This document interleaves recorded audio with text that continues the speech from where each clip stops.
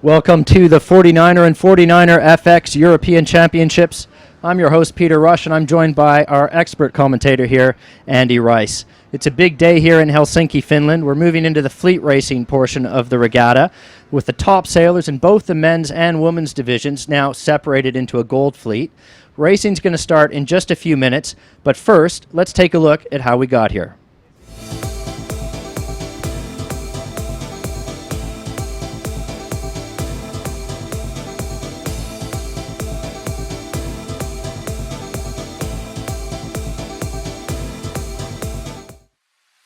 Day 3 for the 2014 Seiko 49er and 49er FX European Championship was the last of the qualification rounds, the crucial cut-off for the top 26 to progress to the Gold Fleet and title glory. After yesterday's flat, calm and no racing, it was all on today with good breeze and tough conditions, with the women's fleet out first. And what a sight looking across the boat park as the 51 teams rigged their boats for action. Out on the water, capsizes were the order of the day. Tough for many, especially the Italians Conti and Klapčić, whose capsize ended their regatta when Klapčić strained her ankle. Commiserations and our best wishes for a speedy recovery.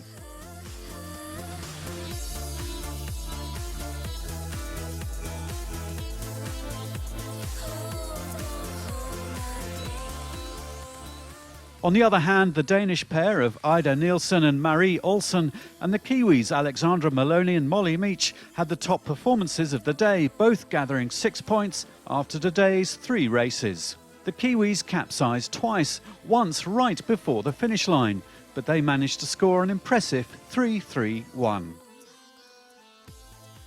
Yes, so we did our last jibe into the finish and unfortunately we weren't laying. So we were kind of trying to go for another jibe, but we were all a bit tangled up in the boat and we didn't quite execute what we wanted to do as well as we wanted to. So we ended up upside down, probably a metre from the finish line. And unfortunately 2 boats passed us in the same. Yeah, so it was the second race and we were winning most of the way round. And yeah, unfortunately, slight accident happened right at the end. Brazilians Martine Grael and Kahena Kunze are now top of the leaderboard, with yesterday's leaders McGregor and Best dropping to 5th. In the men's fleet, experience and boat handling were the key to today's conditions, and the current Olympic gold medalists Nathan Outteridge and Ian Jensen from Australia were on fire, scoring one bullet after another, rocketing them to 6th overall after the first day's middling performance. British pair Dylan Fletcher and Alan Syne also had a stellar day, with all top 5 finishes, and they managed to get redress for their first day's misfortune when they hit a rock. They're now up in 2nd overall. First overall is the French team of Manu Dayen and Stéphane Christidis.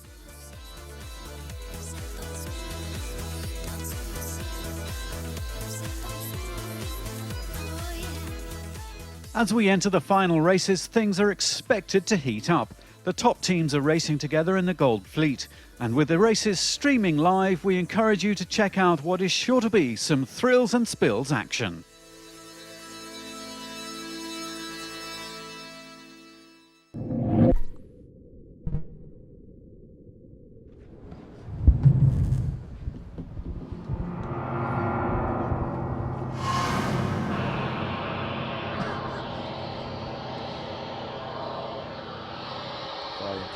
Well, Andy, some incredible action that we saw out there yesterday. The breeze was up. It was carnage on the race course in some cases. Today, not quite as much wind, and we're just coming up to the pre-start now for the first race in the women's class. Yeah, we are. Yesterday was a sensational day sailing, but it was a little bit too much for some people. We actually had some fairly serious injuries for some good sailors yesterday who have had to give up the rest of the regatta. They've hopefully got that behind them, and today we're looking at about 12 to 14 knots, so it should be really fantastic racing conditions for the 49er. I think we've got about a minute and a half to go to the start now. Okay. We'll come and take a look as we go to live pictures from the race course. This is the first of 3 races today in the 49er FX class. That's the women's division, and we can see as they are starting to bunch up on the line. We're coming into the final minute. Coming into this race, it's the Brazilian crew, Martin Grail, Kahena Kunze are leading the 49er FX fleet. And Andy, they are coming up to the line now. I think we're into the final minute of the pre-start sequence. Yeah, we should see the U flag come down. That's that red and white flag at the back of the committee boat. There it goes then. That's the 1 minute to go. That U flag is an unusual flag to see in sailing. It's sort of a variation on the black flag, and effectively the sailors have to treat it as such, which means that they cannot afford to be over the start in this final minute up to start time, because if they are, they'll be disqualified from the race. We see on the right of picture there's an American boat. Maybe it's looking to pass behind the rest of the fleet on port tack. Meanwhile, the majority of the fleet, with 30 seconds to go, are stacking up for a starboard tack start, and we see the Brazilian emblem very close up to this end of the line, and that's sail number 12. Actually, that may not be the ones who I was thinking of. I am correct. That's Martina Grail and Kahina Kunze. They were second in last year's World Championships. They're leading here in Helsinki, but it's the German boat, Germany 6, that looks like it's going to win the pin end of the line with 5 seconds to go, and off they start, and they're off. But it looks like from the middle of the line, maybe they were pushing it a little bit hard. We won't know until later if any of these boats were over, but the Brazilians had a great start there. But the British also, on the left of picture, a great start for GBR 99, Kate McGregor and Katrina Best. They were overnight leaders after the first day of racing. Well, the importance of yesterday's results cannot be overstated. This is when the fleet gets separated. We've got the top 26 boats now in both classes, in the FX and the 49er class, racing in these gold fleets today. And just absolutely sparkling conditions out there on the waters off Helsinki. Flat water, a beautiful breeze in that 12 to 14 knot range. Some great acceleration off the line there, Andy, and we can see the fleet as they're starting to head upwind. And it does look like the Brazilians are in a good position again here. Yes, it does. We see them on left of picture there, and they've had a good start, but they're turning down, and I wonder if we are seeing a general recall here. We've seen a couple of the boats turn back. There was one just off to the right side of the screen, and yes, it looks like that must be the case. And so this is where the U flag really comes into play. So some of these sailors will be breathing a big sigh of relief, because if this had been a black flag, the boats that were over the line would have been disqualified from any further starts. But they've had a general recall. The race officer, David Campbell-James, has decided there were enough boats over that he needs to restart this race, and that means a get-out-of-jail card for those that were over the line, because the U flag allows them to restart in any subsequent starts. Well, so that is good news for those boats. I think. Well, and there must have been a significant number of them. Yes, it was hard to tell from our angle, but it looked like there must have been 4 or 5 over, but maybe there were more.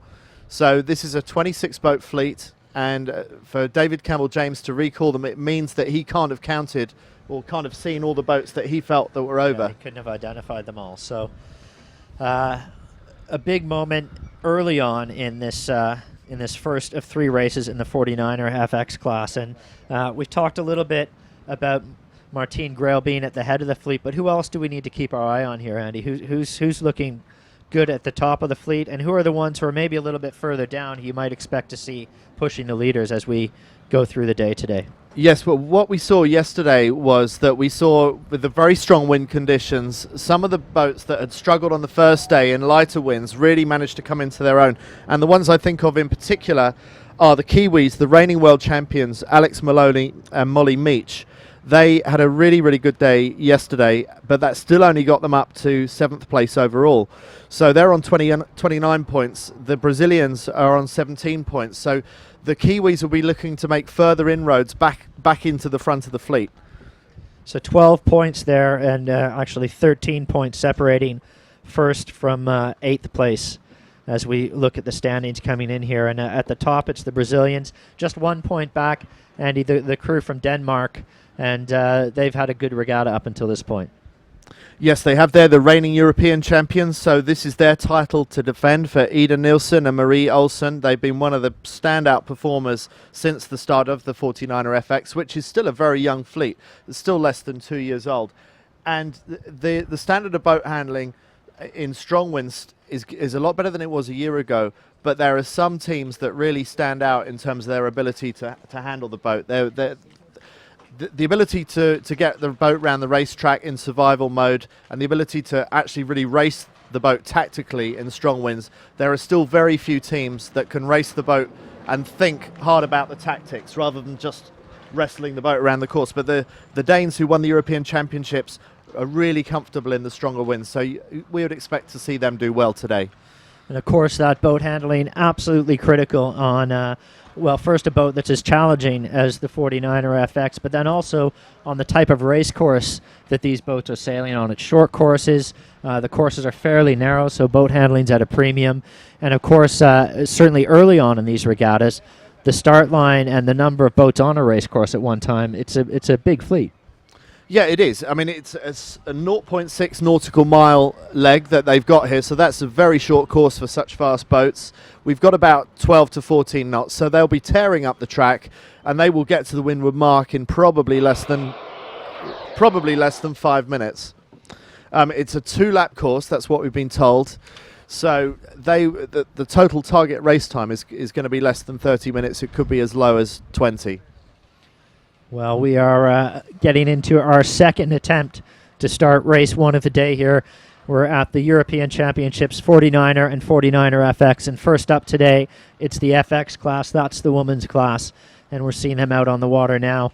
We did have a general recall after the first attempt, and again, we are looking at some glorious conditions here in Helsinki. It's sunny, it's warm. Apparently it was quite cool yesterday, but it's much warmer today, and the wind not quite as high as it was yesterday, approaching 20 knots, and today it's more in that 12 to 14 range, and really ideal conditions for these boats. And we can see they're starting to get lined up again now, Andy, probably about a minute and a half to go.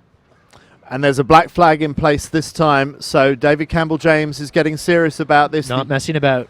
No, the U flag wasn't enough for them. You would think the U flag would have the same effect as a black flag, but we saw that general recall had to be implemented. And now let's hope that we see the boats hanging back a little bit more. I think we might just be coming up to the 1 minute around now. Will we see that black flag come down? Can't tell from there. It's not quite down yet. So they're still hanging back. They're stacked up fairly early here because they must have a way to go if that black flag hasn't yet come down. And who will be going for the port tack start this time? The port tack start works really nicely in these kind of boats, in this kind of wind, especially on a short course, because you can pretty much one tack the beat. And one of the boats that really favours doing that, they were third in the European Championships using that to great effect last year, was GBR8. That's Francis Peters and Nicola Groves. They love the port tack start, so I wouldn't be surprised if we see them attempt it this time round. Now I think that we must be coming into the about 15 seconds before the 1 minute, and once the 1 minute sequence is in place, they cannot afford to be over the start line. Instant disqualification and no further redemption this time with the black flag as it comes down there into the final minute. And you see how much space there is between the fleet and the start line, between those two orange flags. It's only this Norwegian boat that's anywhere close at this end of the line. Well, a lot of room down at the pin end of the starting line. The boats gathered up at the windward end and the committee boat end. And the starting tactics in these boats, Andy, in both the 49er and the FX class, you find your spot.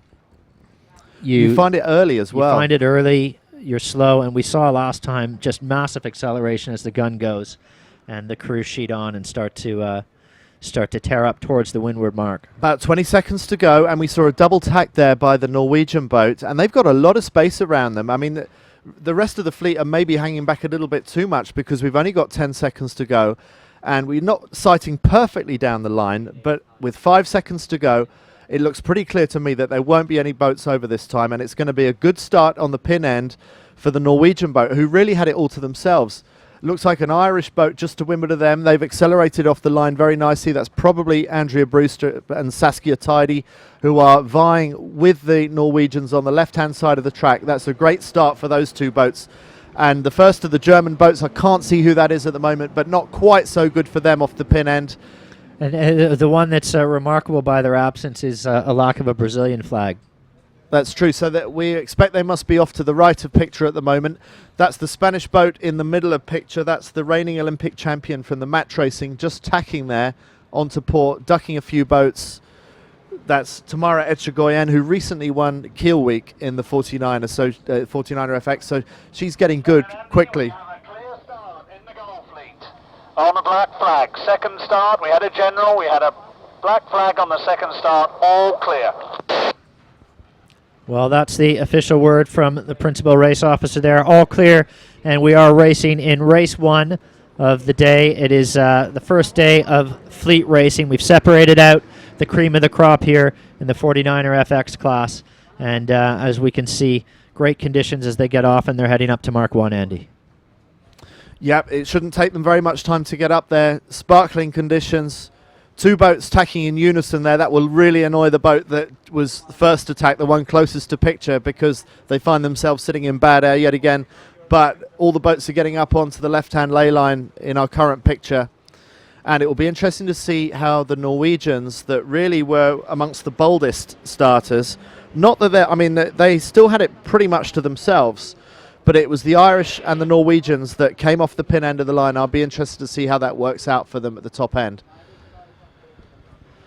Well, we are approaching Mark 1 here in race 1 of 49er FX racing, and you can see we are bringing you these shots. We've got our cameras positioned around the shoreline. The boats are sailing in very tight to shore here off Helsinki, and we'll be trying to get some cameras up off of some ribs that are out on the racetrack as well to bring you some closer action. In the distance, you can see that there are others waiting to start. Now, today is the first day of finals, so we're looking at the Gold Fleet finals of the women. But let's not forget that overall there are 53 women's teams here. There are 83 men's teams in the men's 49er that we'll be talking about later on. They'll be racing on this course after the women have finished their 3 races. And those are the scores so far in the early stages of this race. We're coming up to the quarter waypoint in this race, and it's Ida Hansen, the reigning European champion, that is currently in the lead, ahead of Andrea Brewster and Saskia Tidy. So they were one of the boats that came off the pin end, so working out nicely for the Irish, who had a good bold start off the pin end of the line. Looks like it might be Martina Grail, second in last year's World Championships, having a phenomenal season in 2014, winner of many, many different events so far, Grade 1 events so far in 2014, also doing well. Andrea Brewster, Saskia Tidy currently holding the lead in this race. They had a really good start off the pin end. We also saw that the Norwegians, who won the pin, they're in third in this race at the moment.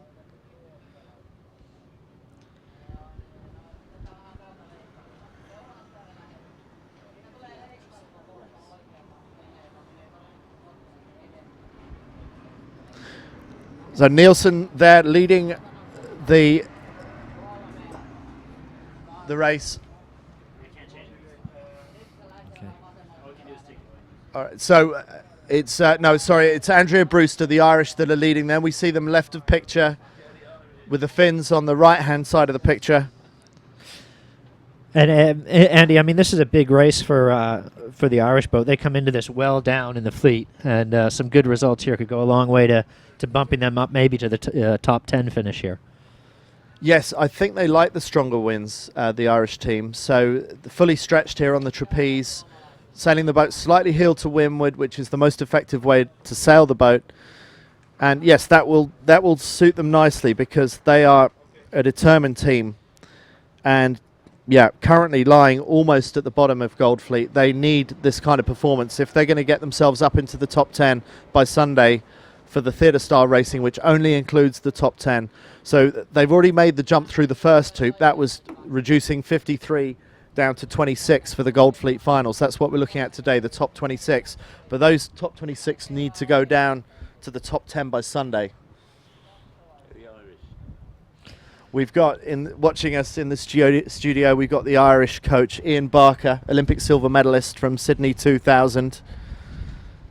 I'm wondering what he's doing on shore. He should be out there, surely. Ian, what are you doing on shore watching on TV? I actually coach the guys, not the girls. So we're waiting to go out after these guys to do our medal race. But it's great to see the girls doing so well in this race.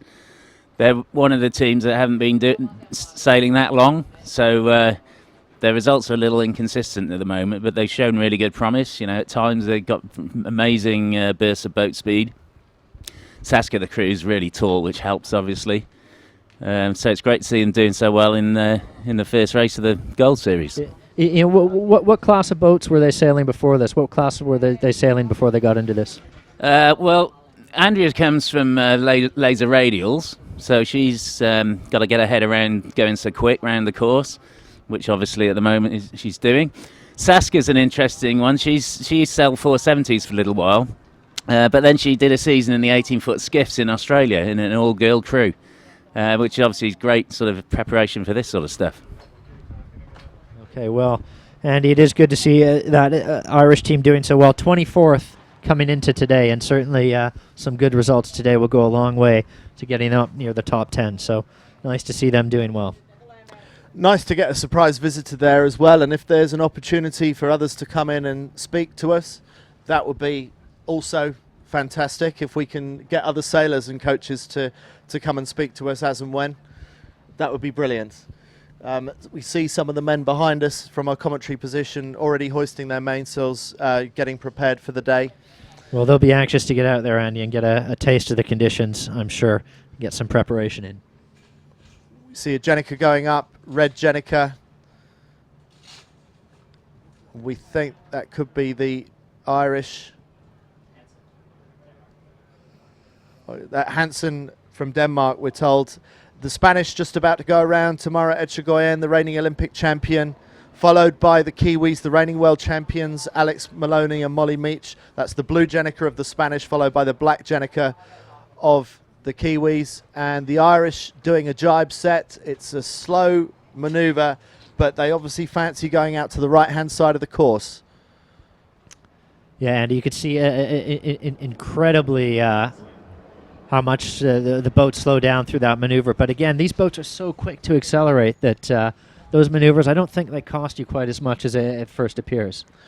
No, they don't. And tactically, it's a great move to jibe off early, because most of the boats will carry on starboard jibe. But the boats sailing off to right of picture now are trying something different. You have to get through the wind shadow of the other boats still going around the windward mark. So you've got to get through a bit of a wind shadow initially. But there is good strong wind on the right-hand side, which has paid off for other people. That was a winning tactic by Nathan Outridge and Ian Jensen, the reigning Olympic champions in the men's 49er, who won 3 races yesterday, and they were 3rd in their other race. So they had a sensational day. And one of the key things that they were pulling off time after time was a jibe set, because it was getting them into stronger breeze on the right-hand side of the course, which is why we see so many boats going out to that side on this race. And of course, these boats, Andy, they're so sensitive to differences in wind speed. Yes, they are. So these boats are capable of sailing faster than the actual true wind speed. So today there's about 12, 14 knots blowing. They're capable of doing 14 to 16 knots downwind in these kind of conditions. And so if you get an extra couple of knots of gust compared with one of your rivals on the other side of the course, that could translate into another 2 or 3 knots of boat speed. So it's all about getting in the pressure. And once you're in the pressure, not only do you go faster, but you sail deeper towards the leeward gate. So it works in so many different ways for you. You look for the dark water before anything else, because that is king downwind in the 49ers. Look for the dark water, get your sails in the way of that dark water, and the boat will accelerate, and you will be rewarded for putting your boat in the way of those stronger breezes. But jibing these boats is not easy. It can be a difficult maneuver in strong winds, and it does slow you down. Every maneuver slows you down. So every time you change direction, you've got to ask yourself, is it worth this change of direction for any increase of speed we're going to get from a gust? And at what wind speed, as the wind builds up, at what wind speed do you start to see a diminishing return on the sort of the extra wind speed on the gusts? Or is that just a matter of boat handling? If you can keep the boat upright, it's always going to be better to be in more pressure. So you're saying once the wind is really strong, is there any point in looking for a stronger gust? Yeah. Once you get over 20 knots, any additional wind speed in the 49er is in danger of pitch poling you, sending the boat tumbling. I can only think of arse over the other word, but whatever, head over heels, that's what I'm looking for. But Yeah, once you get over 20 knots of wind speed, these boats don't really go any faster. They just get stickier in the water, and they get more dangerous. They get more difficult. So yeah, you're right. There is a sort of a terminal velocity of these boats. All right. Well, we don't have quite that much breeze out there today. Although looking at the pictures, Andy, and just looking out behind us, it does seem to still be building, maybe just a tiny bit from what we started with.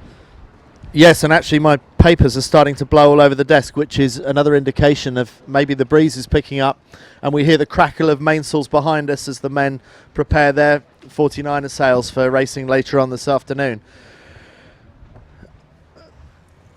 So we saw the first boats just going round the leeward gate there. I think that might have been Eden Nielsen, the reigning European champion, still leading this race. Hansen, sorry, I'm told it's Hansen, one of the other Danish boats. Jenna May Hansen, Katja Iversen, followed by the Spanish Tamara Echegoyen and Berta Betanzos. Excuse me, Berta. Berta is a great 470 sailor, and Tamara is a great match racer, the reigning Olympic champion. The Red Bull logo just sailing out of picture. That's the reigning world champions, Alex Maloney and Molly Meach from New Zealand, followed by a Dutch boat. I can't see the sail number on that Dutch boat. That's 666. Dutch boat 666, sailed by Jobert van Dijk and Karel Begeman. Coached by one of the great British 49er sailors now retired, called Rick Peacock. British boat going round left-hand mark. A lot of boats going round the left-hand mark. So it looks to me like the trend seems to be that you want to go left, going upwind, and maybe go out to sea, go the opposite way, go right, going downwind. And Andy, from I know you were able to arrive here in time to see all the racing yesterday. You've talked to the sailors in the boat park. Is there any current that's an issue for these guys, or is it just you strictly looking for wind pressure? Yeah, I think current is very insignificant here, so that's not really a consideration. So it is all about the breeze, and it's all about the gust. And even though the wind is relatively strong, and it was even stronger yesterday, we're still seeing wind shifts of about 30 degrees, which is massive in any breeze, but quite surprising to get that kind of level of wind shift in such strong winds yesterday as we had, which were sort of 18 to gusting up to 25 knots. But with the wind blowing off Helsinki, it was very, very shifty as well. So there was a lot of snakes and ladders to play with yesterday. It is softer. It did look like the breeze was picking up, but it looks like it's softened up again. Okay, well, as we take a look at our live pictures, the boat's going upwind now for the second time, Andy, and it does look like it's the Danish crew who are out in the lead, but the Kiwis not too far behind. Spain and then Brazil hot on their heels. And, of course, Martine Grail, we've talked about, she just has a 1-point lead at the top of the fleet. With the number of races these boats sail, consistency is really the key. She doesn't necessarily need to win every race, but if she's there or thereabouts, that'll do her in good stead on the overall leaderboard. Yeah, absolutely. It's quite possible to win these regattas without winning a race. And we saw that in Kiel Week recently, actually. Tamara Echegoyen and Berta Betanzos, they just stole the what looked certain to go to Jenna May Hansen, the Kiel Week trophy. They stole it on the final run of the final race, and I don't think the Spanish won a race at Kiel Week. So that's how it can work. Just be consistent.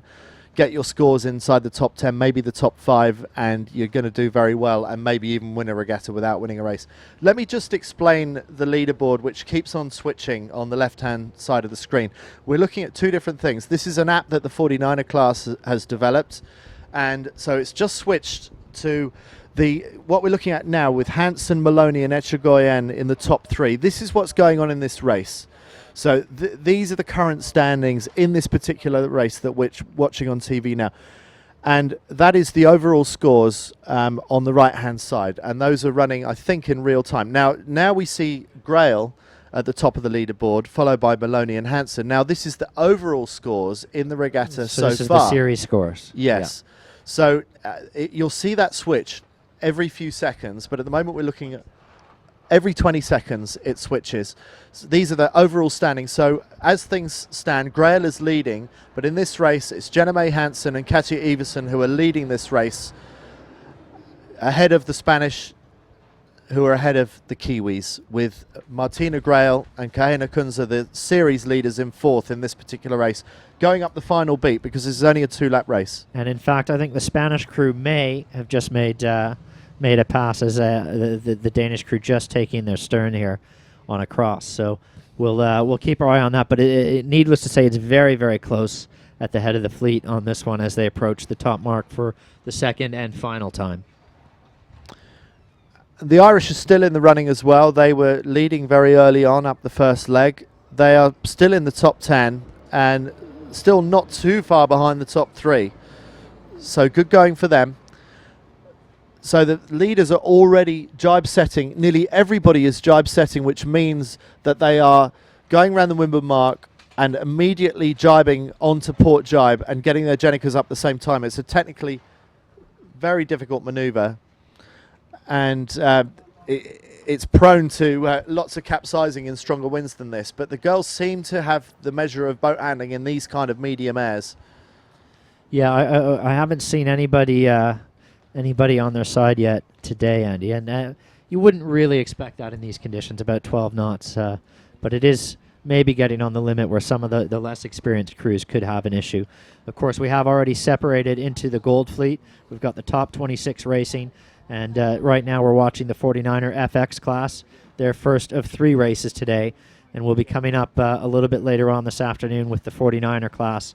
Again, the Gold Fleet, the top 26 sailors in the 49er class. And they'll also have 3 races scheduled a little bit later this afternoon. So I might have called that a bit earlier. It could be that the boats I saw jibe setting were actually in the other fleet. And from what I can see, it's the Spanish and the Kiwis and the Dutch still going upwind. So the Dutch are doing very well in this regatta at the moment, in this particular race.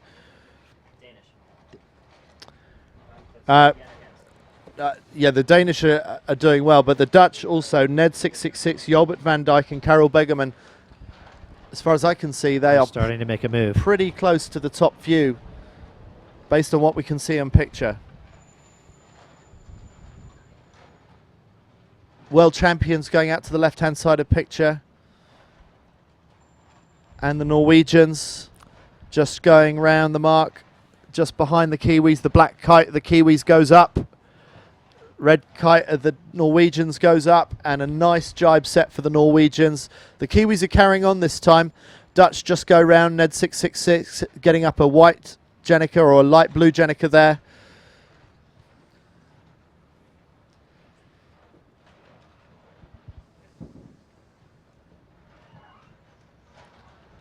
And our camera's just refocusing and re-engaging with the race course here.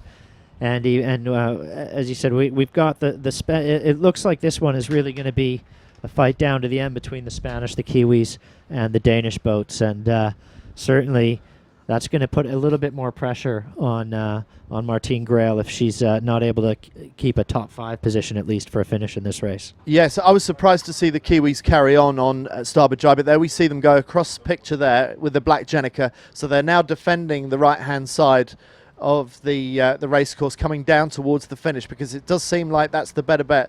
To sail further out to sea on the downwind leg seems to be the better bet, which is why we see the Irish jibing there, just right of picture. That's the Kiwis, who we believe are somewhere close to the front of fleet at the moment. Crossing ahead of the red Jenica. Could be that the Kiwis, the world champions, have moved ahead of Jenna May Hansen, who has been leading this race for some time. And Spanish apparently have done a 360 during this race, so that they must have infringed one of the other boats. Maybe it was the Danes, maybe it was the Kiwis, but the Spanish have dropped down, and we see they're at the bottom of the leaderboard, well, bottom of the top 10. They are now in 8th place. And I think Andy, that might have been an incident at the top mark. It looked like the Kiwis were really pinching to get up to the top mark, and the Spanish were coming around to windward, so maybe a bit of an infringement there. Okay. Well, it must be very close now for the Kiwis. Just another couple of minutes of sailing before crossing the finish line. Will the world champions be able to hold their lead coming down to the finish? And it looks like we do have a bit of a split with the Kiwis heading out to see the Danish crew coming in towards shore. And really, there's not much in this one, Andy. I think this is going to be a very close finish. It does. And now the Kiwis have just jibed onto starboard jibe, so if there's any more jousting of swords with the Danes, then it will be advantage New Zealand, who are on starboard jibe. They will be able to force the Danes to jibe. But I think the Kiwis do have a little bit of an edge on the Danes, and it looks like Alex Maloney and Molly Meach are going to bring this one home. They're way down on their trapeze wires. They're fully stretched, and these are perfect conditions for the 49er FX. Absolutely full chat. Even if it was windier, the boat wouldn't be going much faster than this. These are terminal velocity conditions. We talked about terminal velocity earlier on, and the boat, the 49er FX, doesn't go much quicker than this. They're about to cross the line. Well, here they come. The Kiwis looking for a big win here, and this, of course, will do nothing but improve their position on the leaderboard as Alex Maloney, Molly Meach here with the race win, Andy, and they're coming right at us. Alex Maloney, Molly Meach cross the line, the first race of Gold Fleet finals at the European Championships in Helsinki. They were in 7th overall, but this will move them up closer towards the series leaders, the overnight leaders, the Brazilians, who we haven't had much to say about in this race. It's not they're having a terrible race, but they haven't quite broken the top few in this race. They haven't, but it's interesting for them. The 1 point behind them was a Danish crew, but it's not the Danish crew that's doing well here in this first race. So despite finishing, and we talked about this a little bit earlier, despite maybe a 5th or 6th place finish in the race, in this first race, I think you'll see the Brazilian crews actually extended their lead on the overall leaderboard. That large ferry, we're on the Baltic Sea. It just reminds you how close to shore and how close to Helsinki we're racing here. This is very, very close to shore, spectator-style racing, very shifty, which makes for lots of changing opportunities, changing circumstances. We're getting the next few come down to finish. That was a massive gap for the top two, wasn't it? Yeah, they certainly seem to just put their noses out, and that really happened, I think, on the top half of that second beat, that second upwind. They just extended away a little bit. The Spanish were in the mix as well until they had to do their penalty turn, and that dropped them back into this other chasing pack now. But there's a big group of boats coming across the line now. Black Jenica not far away from crossing. I'd like to see who that is, but I can't tell from this angle. It's a German boat just jibing and crossing the finish line. That's the Gerger sisters just crossed the finish line there. Followed by Red Jenica just coming across. And that's a good finish for the Gerger sisters, Andy. They come into this in about 15th place, so that'll move them up as well. The French, third in last year's World Championships. France, 3. That's Sarah Stayart, a former laser radial world champion. And very close across the line between a whole bunch of boats. Francis Peters and Nicola Groves on the far side. Every GBR8. point so critical here. That's what you've got to remember, and that's what Ida Nielsen will be telling herself, the defending European champion, just in front of picture there. And the Brazilians, they're not such a great performance by the series leaders wearing the yellow jerseys. That was a disappointing performance. I think they've dropped down a little bit during the course of that race. It looks like they lost a bit on that final run, doesn't it? It does. And not a great performance by the European champions, Ida Nielsen and Marie Olsen. Finished just 1 place ahead of the Brazilians. But as you just said, Peter, every point counts. It doesn't matter whether it's the fight for first or second or the fight for 14th and 15th. All of those points count for equal. Well, they all get added up at the end of the final race and get thrown into the mix for these the final championship here. And the conditions seem to have stabilized, Andy. We seem to be in that sort of 12-knot window. And it looks like that's what we're going to have for most of the afternoon now, I think. Well, let's hope so, because they are fantastic conditions. And we saw the Kiwis finishing at absolute full chat, dropped down to the maximum on their trapeze wires. When you see them trapezing that low, you know that the boat is going fast, and they are, what they call it in the trade, sending it. Sending the boat, which means just sailing the boat as fast as you possibly can. So it shouldn't be too long to go before the start of the next race. David Campbell-James is he's the class race officer. And it's a fast turnaround here, isn't it? There's no messing about. Yeah, the sailors don't like to sit around, and David Campbell-James has worked with the fleet now for many years. He handles all the major championships, so he knows what the fleet wants, and he remembers that the race officer is here to deliver what the sailors want, and the sailors want lots of races, fast turnaround, no time to get cold between racing, just enough time to take on some electrolyte drinks or some protein shakes, whatever it is they like to consume between races. It's a tough boat to sail depending on which end of the boat that you're sailing, the 49er. It's quite an easy ride at the back, which is why I used to sail at the back of the 49er. It's really tough at the front. It's really hard going for the crews, especially in these kind of conditions. Well, there was a bit of discussion on that with Bo Outteridge the other day on the Magic Marine Morning Show as to who had the easier job, the front or the back.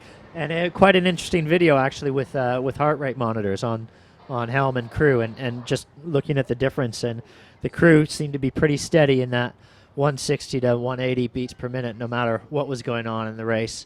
And the helmet did vary considerably, anywhere from a very sedate 90 plus up to about 120 beats per minute for the helm in the particular race that they were monitoring. So what's your working heart rate working for the America's Cup anyway, Peter? I think it's usually about a steady 120 as my resting. I should just put that in context. You've been working for the America's Cup for about 15 years now, most recently San Francisco 2013. And you were always a fan of the slow boats. I never was, as you well know, and I'm pleased to see that it's actually... I'm a convert. You're a convert? I'm a convert, yes. And some of these young upstarts, the Nathan Outridges and the Peter Burlings, the guys that we'll be talking about later on this afternoon in the 49er men's fleet, actually doing pretty well. They are becoming some of the stars in the America's Cup world. The one who stands out for me a little bit is Nathan Outteridge, and I first came across him at his first regatta, which was in Naples. And I think Chris Draper had opened a lot of people's eyes to what 49er sailors could do, as he had a really good start in the class in the AC-45 class. Sailing for Luna Rossa, right? Sailing for Luna Rossa, and then Team Korea decided to take a chance on this guy named Nathan Outteridge, and he came to Naples, and with a fairly unheralded crew and very little preparation, he did really well. I don't think he won any races, but he was up there or thereabouts in all of them. And the part that really stood out to me was how relaxed he was about it. He just didn't seem fazed by anything. And in fact, he's kind of made a joke of saying that he thought this was the biggest boat he'd ever sailed or been on. And that's not a bad performance. The first time you sail a 45-footer is to be in an America's Cup World Series event, and you're mixing it up with the likes of Russell Coots and Jimmy Spithill and names like that, and holding your own. It's pretty good to see.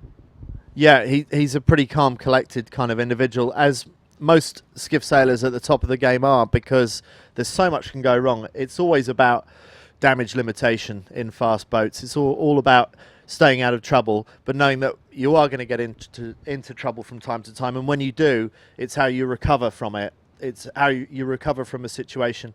Put the bad moment behind you, just put that in a box, talk about it later with your coach, but you live in the moment in fast boat racing, probably actually in any sport. It's probably not unique to 49er racing. It's probably any kind of sport.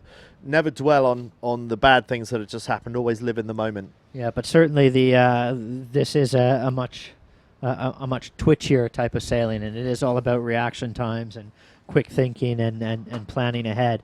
But I don't think when things are happening this quickly that you can get as locked into any ideas. A lot of it is just reacting to what you're seeing and building that kind of instinct.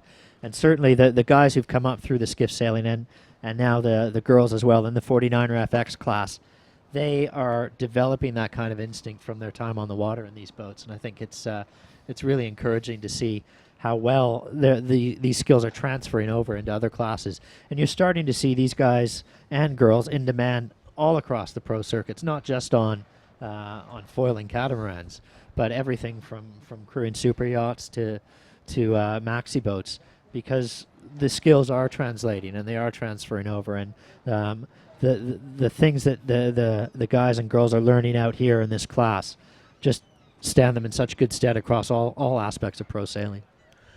And we've seen that with the Volvo Ocean Race as well. 49er sailors have often made the fastest helms for sailing Volvo Open 70s around the world in the Volvo Ocean Race.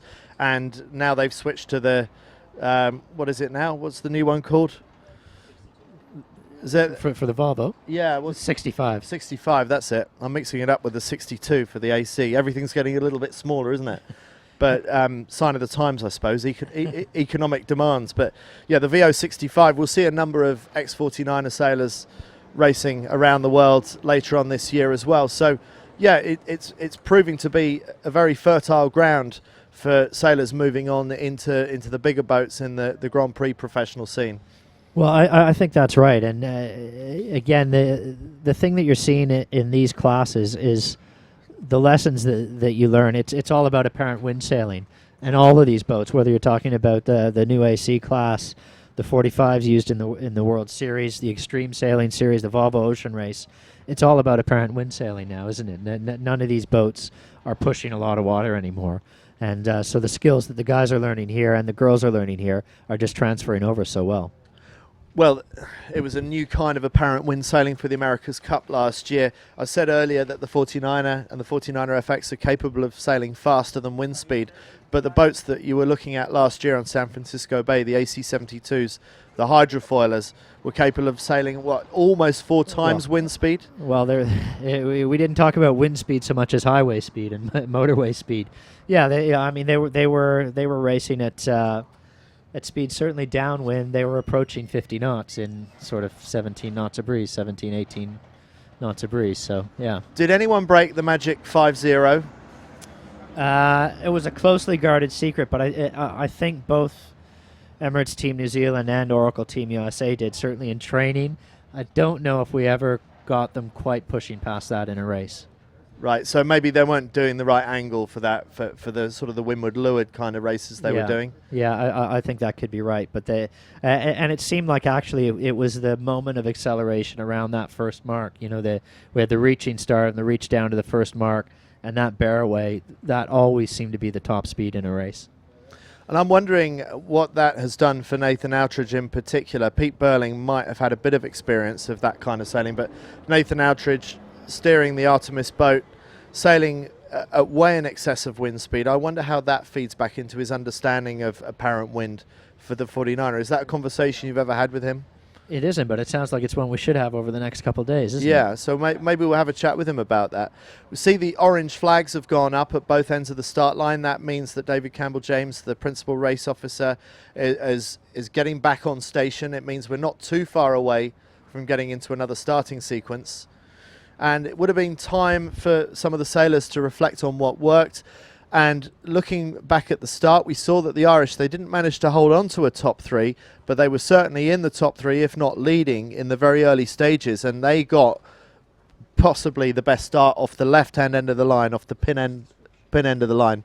Well, it'll be interesting to see if that's where the fight is in this pre-start, Andy, and we're looking to see whether that is still the favorite end of the line, because the boats that were down on the leeward end, the pin end of the line, did seem to have a bit of a jump early on in the race, and certainly it looked like that was the right place to be in race 1. And whether the things have shifted around a little bit or whether they've adjusted the line at all, we'll see if that's still the favorite end of the line and where people are looking. I see you're just peeking out the back of our tent, taking a look at the start line. What do you see out there? Well, we pretty much have the same view as you see on screen, in fact, and we almost have a perfect sight down the line to see if anyone's going to be over at start time. We don't quite have that view, but if we can take a look at the course configuration, it's a 2-lap race, and basically they start conventionally upwind, nothing unusual about that.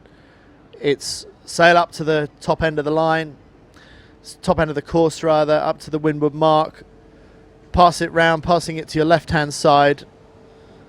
And so Andy, you said earlier they'll come around, some will do the jibe set, some will come straight down. That angle's maybe a little bit misleading. They don't sail quite that deep downwind. No, they don't. That's a little bit better second time down. That's a bit more representative. They might be doing those angles in really strong winds. Excuse me if we've got any background noise. We've got I was going to say a road sweeper, but it seems like it's digging up the road as it goes along as well. It's making so much noise. But yeah, we're living it large here, living it real. We've got traffic going past. Hopefully things will quieten down in a short while. I think it'll come good just in time for the start, no doubt, Andy. So in between races, there's about 15 minutes in between the races. The women's class, after race one ends, you go over to your coach boat, you get some nutrition, some liquids in, and a bit of a briefing from the coach. Is that right? Yes, and it really depends on the individual what kind of input they want and what kind of coach you've got. But so some sailors don't want any input at all. They just literally want the sandwiches handed over, or maybe we should say the protein shake. I just see that the U flag has gone up again, so that's the 4-minute signal. So we're into the last 4 minutes, and we're back on the U flag, which didn't manage to hold the fleet back on the first start. We did see in the first race that the boats had a general recall, and they had to go to black flag for a second attempted start before they were able to get away cleanly. But David Campbell-James has gone back onto the U flag, which he told us earlier. It's a very, very new thing in racing. It's only brought in earlier this year at Hyera Olympic Regatta, which was only about 2 or 3 months ago. He was sceptical about its use, but he's since been a convert and since been very pleased with the way that it seems to work for the fleet. Well, we'll see if it's enough to hold back the fleet this time. And of course, when there's so much at stake, they are pushing every minute. And again, I think that's a little bit a reflection of just the starting strategy in the class, Andy, where you pick your lane and you get there early and you're really just trying to hold back. You need to keep your spot and defend it. And every time you do that, you seem to get up a little bit closer to the line, inevitably. And that seems to be where the push towards the line comes from. That could well be true. And the stronger the wind, the more that is the case. But in these kind of conditions, they should just be able to hold their position and even push the boom out to actually force the mainsail to back wind and maybe even sail backwards. Slow speed boat handling is a critical part of 49er racing. And in some ways, it's sort of like penalty taking in football. People don't really want to take it because you don't do it that often. But actually, the start, it doesn't last very long, but it is the most critical part of the race. And whilst it's fun to practice all the high speed stuff, the sailors know that they need to practice the slow speed boat handling just as much, because that's the difference between holding your position on the line or getting spat out the back or getting spat out the front and maybe being forced over by somebody else. Well, we can see they are starting to take up their lanes now, as we've got a couple minutes to go until the start. It's race 2 here at the European 49er and 49er FX Championships, and we are watching the 49er FX class. It's the Gold Fleet, the top 26 after a couple of days of qualifying. And of course, the qualifying cut short a little bit, Andy. There's certainly pressure on in yesterday because on Tuesday, no racing, no wind, no racing. No, that's right. And so it's already quite a compressed schedule, just having 3 days of qualifying, but it was a 2-day qualifying process. And there were some casualties. I can't think of any big names that didn't make it through in the women, but the men that we'll be talking about later on this afternoon, second in last year's World Championships, a young Kiwi team, are in the silver fleet. They didn't make it through because they just did too much capsizing yesterday, didn't take their opportunity. Coming into, I think we're probably about 40 seconds away from the start now. And one boat very high on the line. It looks like the same Norwegian boat that was high on the line the previous time. The Danish boat closer to this end. 49 on the sail. That's the Schutter sisters. 8th in here this year. Did pretty well in Kielavoca, as I remember, Kiel Week, which I was commentating at a couple of weeks ago. So the Schutter sisters quite high on the line. But it's Norway, both left and right. You can see left of picture, Norway, right up by the committee boat. And is that Team New Zealand down here at the pin end? French That's boat, a Kiwi boat. French boat really bow forward. That was either a great start or a terrible start. It was a U flag disqualification. We'll have to find out. But look how poked out the French are out the middle of the course. That's France 3, Sarah Steyart and Julie Bossard, third in last year's World Championships. Well, we'll have to wait and hear and see whether they did end up getting as you said, either a brilliant start or it's going to be a huge disappointment for them. So Australia 246 front of picture. That's Tess Lloyd and Caitlin Elks.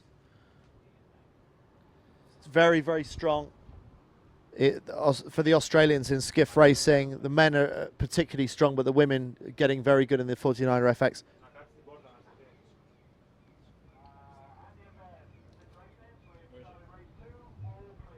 All clear, we're hearing, all clear for race 2. So that was really what turns out to be a brilliant start by the French crew, Andy. All clear. Okay, well, fantastic for Sarah Stayart and Julie Bossard. Really, really great racing for them. I was speaking to Sarah Stayart before they went out racing this morning. She actually came close to breaking her ankle, getting it stuck in the foot loop earlier this year at Hyères Olympic Regatta back in April. Had to sit out of sailing for a month, which was not ideal for them. So they've lost a month of racing and a month of training. But Sarah Stayart, a really class act, former laser radial world champion, been to the Olympics in the laser radial, and for someone who hadn't sailed the boat an awful lot last year, did incredibly well to finish third in the World Championships in Marseille last year. Okay, well, Andy, we have a massive split on the race course right now, and going out the right-hand side, it's the Danish crew, Denmark 11, and so that's the reigning European champions. Yep, that's Nielsen and Olsen as they head out to the right, and leading the charge out on the left side, we've got the Australian crew and that's Germany 810. Tess Lloyd and Caitlin Elks, Australia 246, leading out to the left-hand side, just ahead of the German team, as you say, 810, which is the Gerger sisters, Eula and Lotte Gerger. You get a few brothers racing in the 49, a few sisters racing in the 49er FX, and that's always good to see. Means when you have that falling out, maybe there's a chance of you staying together a bit longer because you're connected by blood. Well, we're starting to see the fleet tacking back now towards the middle, and it won't be long to find out whether that right-hand side paid off or the left, as we have the Danish crew coming in from the right. Ida Marie Nielsen, Marie Olsen, reigning European champions on the right-hand side. And some important crosses here coming up.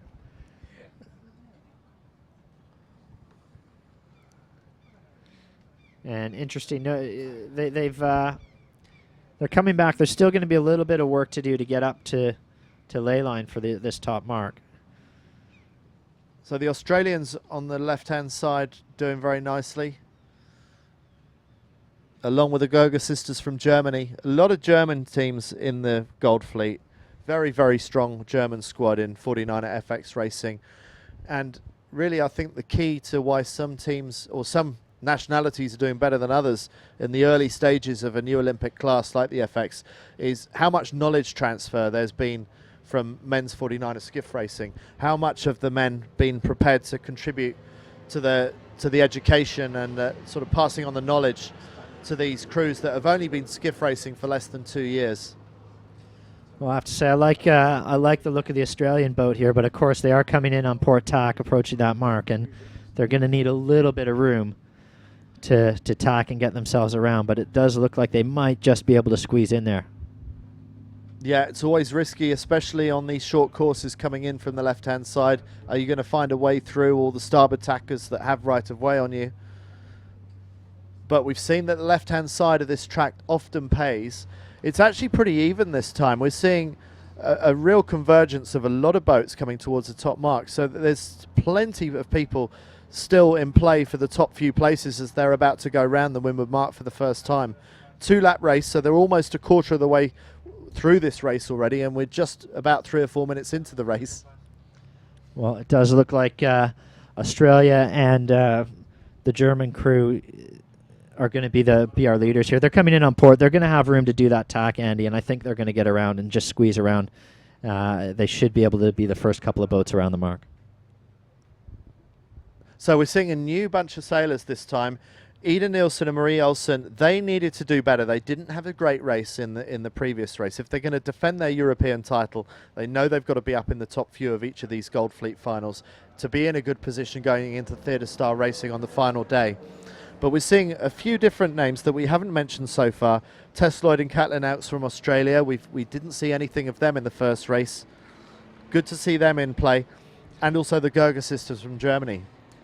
And of course, Sarah Steyart, the French team, they had that fantastic start. They were bow forward, certainly on the whole fleet. They must have just called the line correctly because they weren't called back.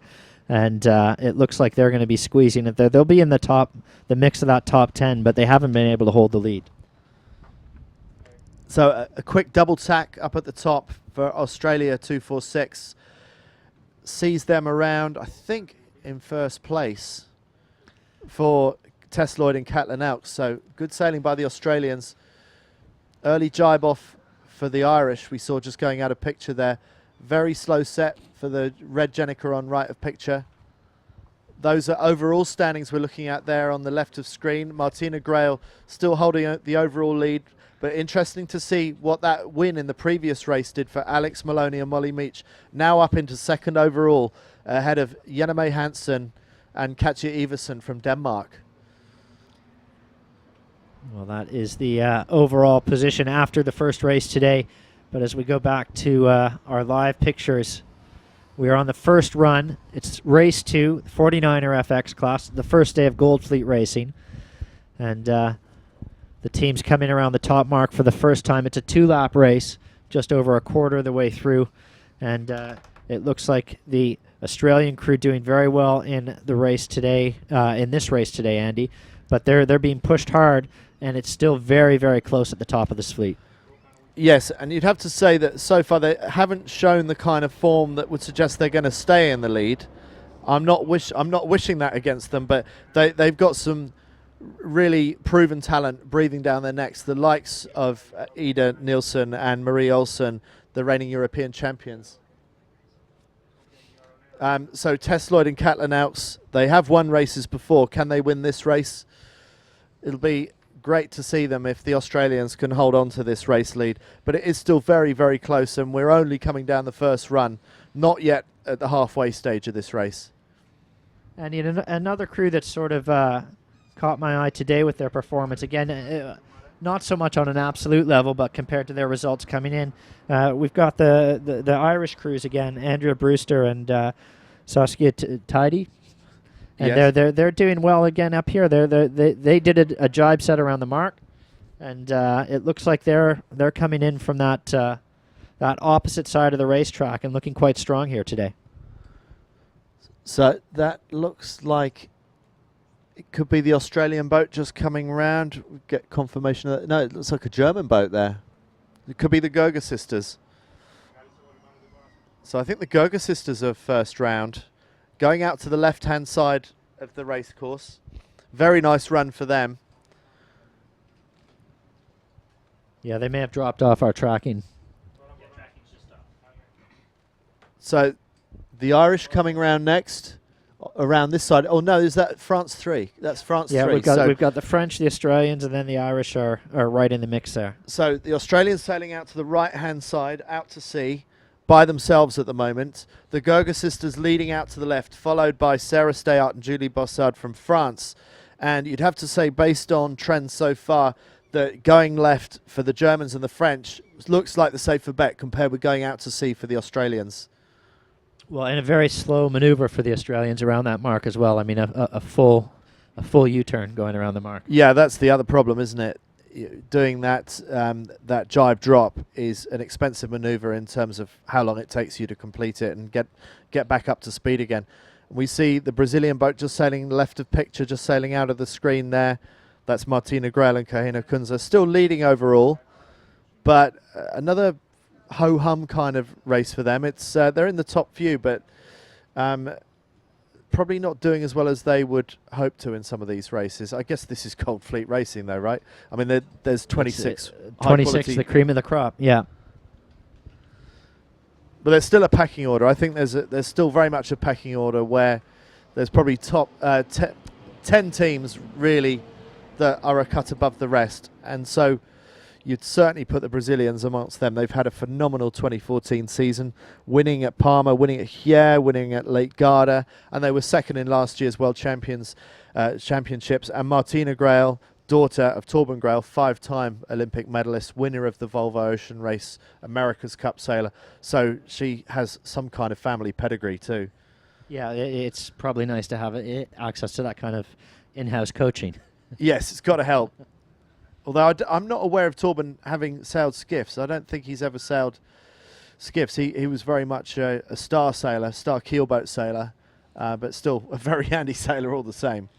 Indeed, and it's interesting to see in this one, neither the Australian or the French team, we don't have the Germans on tracking, but neither the Australians nor the French have gone very far. They're both coming back to the middle of the race course early this time around. And not much in it between the French and the Australians, we think, halfway up this final leg. We're only on a 2-lap race, so we are. Feels like we've only just started, but we're nearly finished. We've only got a few more minutes of this race to go as they sail up towards the top mark for the final time. Such is the nature of this short course racing. And they've switched sides here, so it's now the French going out to the right, the Australians to the left. And we think that both of them are behind the German crew.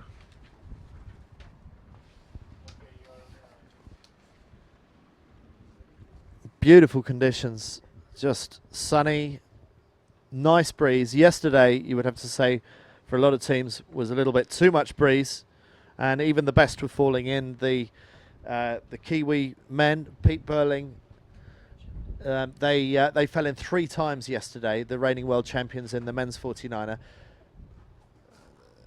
Hearing that there might have been a right-hand shift, a right-hand wind shift that maybe is playing into the hands of those that went right. So it'd be interesting to see how that works out, because we said that the French had swapped sides with the Australians. The French were now the more out-to-sea boats, but I wonder if others are coming into play as well. What do you think, Peter? Well, certainly it looks like that right-hand side of the course has been favored on this upwind, and I think that's going to favor boats, maybe ones that we didn't expect to see up there early. Certainly the Dutch crew were well out there, and that's Jolbert van Dijk. She's coming in from the right-hand side and looks to be in a strong position. And, of course, there's a Kiwi boat out there as well, Alexandra Maloney. They're coming in looking really at pace. One thing, if you're watching our tracking, to be aware of, there's a German boat that was doing well early, and they've dropped off the tracking, but we know they're still in the mix near the head of the fleet. But we think they went left, and it looks on this occasion, I've been talking a lot about the left as being the way to go. Well, not on this particular time. It looks like the boats that went out to sea and went hard right have really profited from doing so. And I think the reigning world champions from New Zealand might be coming on strong here. Well, I think you might be right. The only problem for them is they're not going to lay the mark, so they've got to do a couple of more tacks. And you've got the French and Irish crews coming in from the right, maybe with less maneuvers to do, but certainly the Kiwis looking like they might just squeeze around that top mark in first place. And tacking isn't too expensive in this kind of breeze, provided that you're good at your maneuvers, and the Kiwis are amongst the best boat handlers in the fleet, so they can afford to do those extra tacks, probably more than most can. Another boat that looks like it might have been coming on strong by going out to sea is GBR 8. That's Francis Peters and Nicola Groves, who were third in last year's European Championship. Not had much to say about them so far today, but looks like they might be getting back up there. Looking at the top mark, it's a German boat. We have to think that that is the Gerger sisters that somehow have managed to hold on to their lead. So great sailing by the Gerger sisters. Black Jenica goes up, followed by Alex Maloney and Molly Meach, the Red Bull boat just going around the mark now. So a good gain by the Kiwis, but well done to the German sisters, the Gergers, who managed to retain the lead on this final run down to the finish of the second race of Goldfleet racing today. Well, it is the final sprint to the finishing line now, and there's not much in it at the head of the fleet. A big shake-up on that second upwind leg. Wind shift to the right side of the race course, certainly favoring some of the teams as they come around. And then there's a big chasing pack here, Andy. It's very close. There's still an awful lot to play for in this race. What's interesting is that we saw the right-hand side paid, but look how nicely they're coming down on starboard jibe. So it looks like the breeze has shifted back left again. and that basically the wind is shifting all over the place. But now the favoured jibe is to do a straight set, not to do the jibe set that we've seen a lot of earlier on in the day, because they are sailing very, very deep down on starboard jibe, which makes life a lot easier for the Gerger sisters who are leading, provided that they are in the same kind of gust that the boats coming down behind them are in. But very few jibes few jibes so far. And what's interesting, Andy, if you take a look at the overall results, now those reflect the positions were they to finish in this position, and we can see that we'd have a new overall leader. We sure do, don't we? So that moving up into second in this race looks like it's going to launch the Kiwis into the lead overall, with Martina Grail and Kahena Kunze displaced from the lead and indeed 7 points behind. Yeah, they're not doing well in this race, Andy. They're in the top 10, but they're just holding on to a top 10 position, and certainly they'll be losing points to the Kiwis here, if things finish as they are now. So not far off the finish line now for the Gerger sisters. It look like they're going to hold on to this, coming into their final jibe to the finish. And it's a nice jibe by Eula and Lotte Gerger. Hang on, this looks like they might have an extra lap to do. So this is a 3-lapper. Well, a little bit more action to enjoy and a little bit more intrigue then. And we'll see if they're able to hold off. Now, they did a great job, Andy, of fending off a few charges, certainly in on that second beat. And again, it's a bit of a shame we don't have them on the tracking, but we'll do our best to keep an eye on them. And we know that they're going up the left-hand side initially. Interesting to see that they've chosen the left-hand side again. They did manage to hold on to their lead by going around the left-hand gate, but we did see big gains from the right-hand side, and that's the way that the Kiwis have gone. They fancy going out to sea again, whereas Francis Peters and Nicola Groves, I think that's who we saw just sailing out a picture with the Union Jack. They are going out to the left, and most boats going around this left-hand mark, the one closest to our picture at the moment. The Irish leading a gaggle of boats going out to the right-hand side, sailing out to sea. Be interesting to see which side of the course pays on this occasion. Well, so we have the Kiwis and the Irish among the leading boats heading out to the right. Just about everybody else is headed out to the left, including our French crew, who were doing well early. They had that great start, and they're just trying to hold on.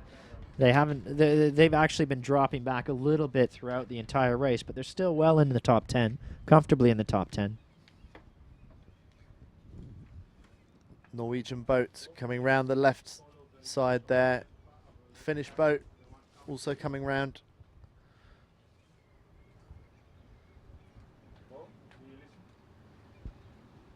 German sisters, the Gergers, sailing towards us, fully stretched, going fast. Great 49er conditions here. The breeze may be up again a little bit from what we started with, Andy. It does seem to be going up and down, and it's staying within that sort of 12 to 15 knot range, but we're probably a little bit more at the higher end of that now than we were maybe 20 minutes ago. Yeah, the breeze is pulsing, and maybe that's also accounting for why the breeze is changing in direction. Maybe there's so much disturbance coming off the land from this wind direction, coming off the city of Helsinki, that if there's an increase in breeze, it could well be that it is paying to go right in the increases in when the gusts come in. Well, the Kiwis who'd gone out to the right-hand side, that's Alexandra Maloney. They've tacked. They're coming back towards the middle of the racetrack now, and we'll see how they match up.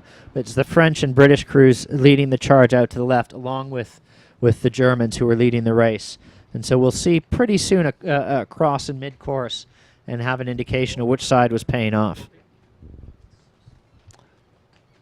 Overall standing still, and again you see that 7-point gap there for the Kiwis, the reigning world champions, ahead of actually the team that they beat in last year's World Championship. So it's first and second from last year's World Championship, currently first and seconds in the overall standings for this year's European Championship. And interesting to see that it's a British boat that's in third overall, but we've scarcely mentioned them today. Suggests that they are just slotting in some good average scores, not particularly starring in any races, but doing very well nevertheless, is Charlotte Dobson and Sophie Ainsworth.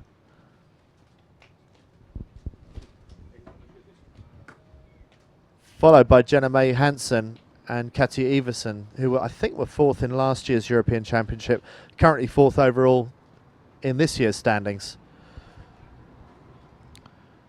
And the Danes have been very, very strong in the early years of 49er FX racing. Again, I say because the Danes have been very good in 49er men's racing. They won the 2008 Olympic Games in China in that very windy, controversial medal race. And yeah, I remember that one well. And certainly that transfer of technology is so important when you have a new class and such a large volume of new sailors coming into the class.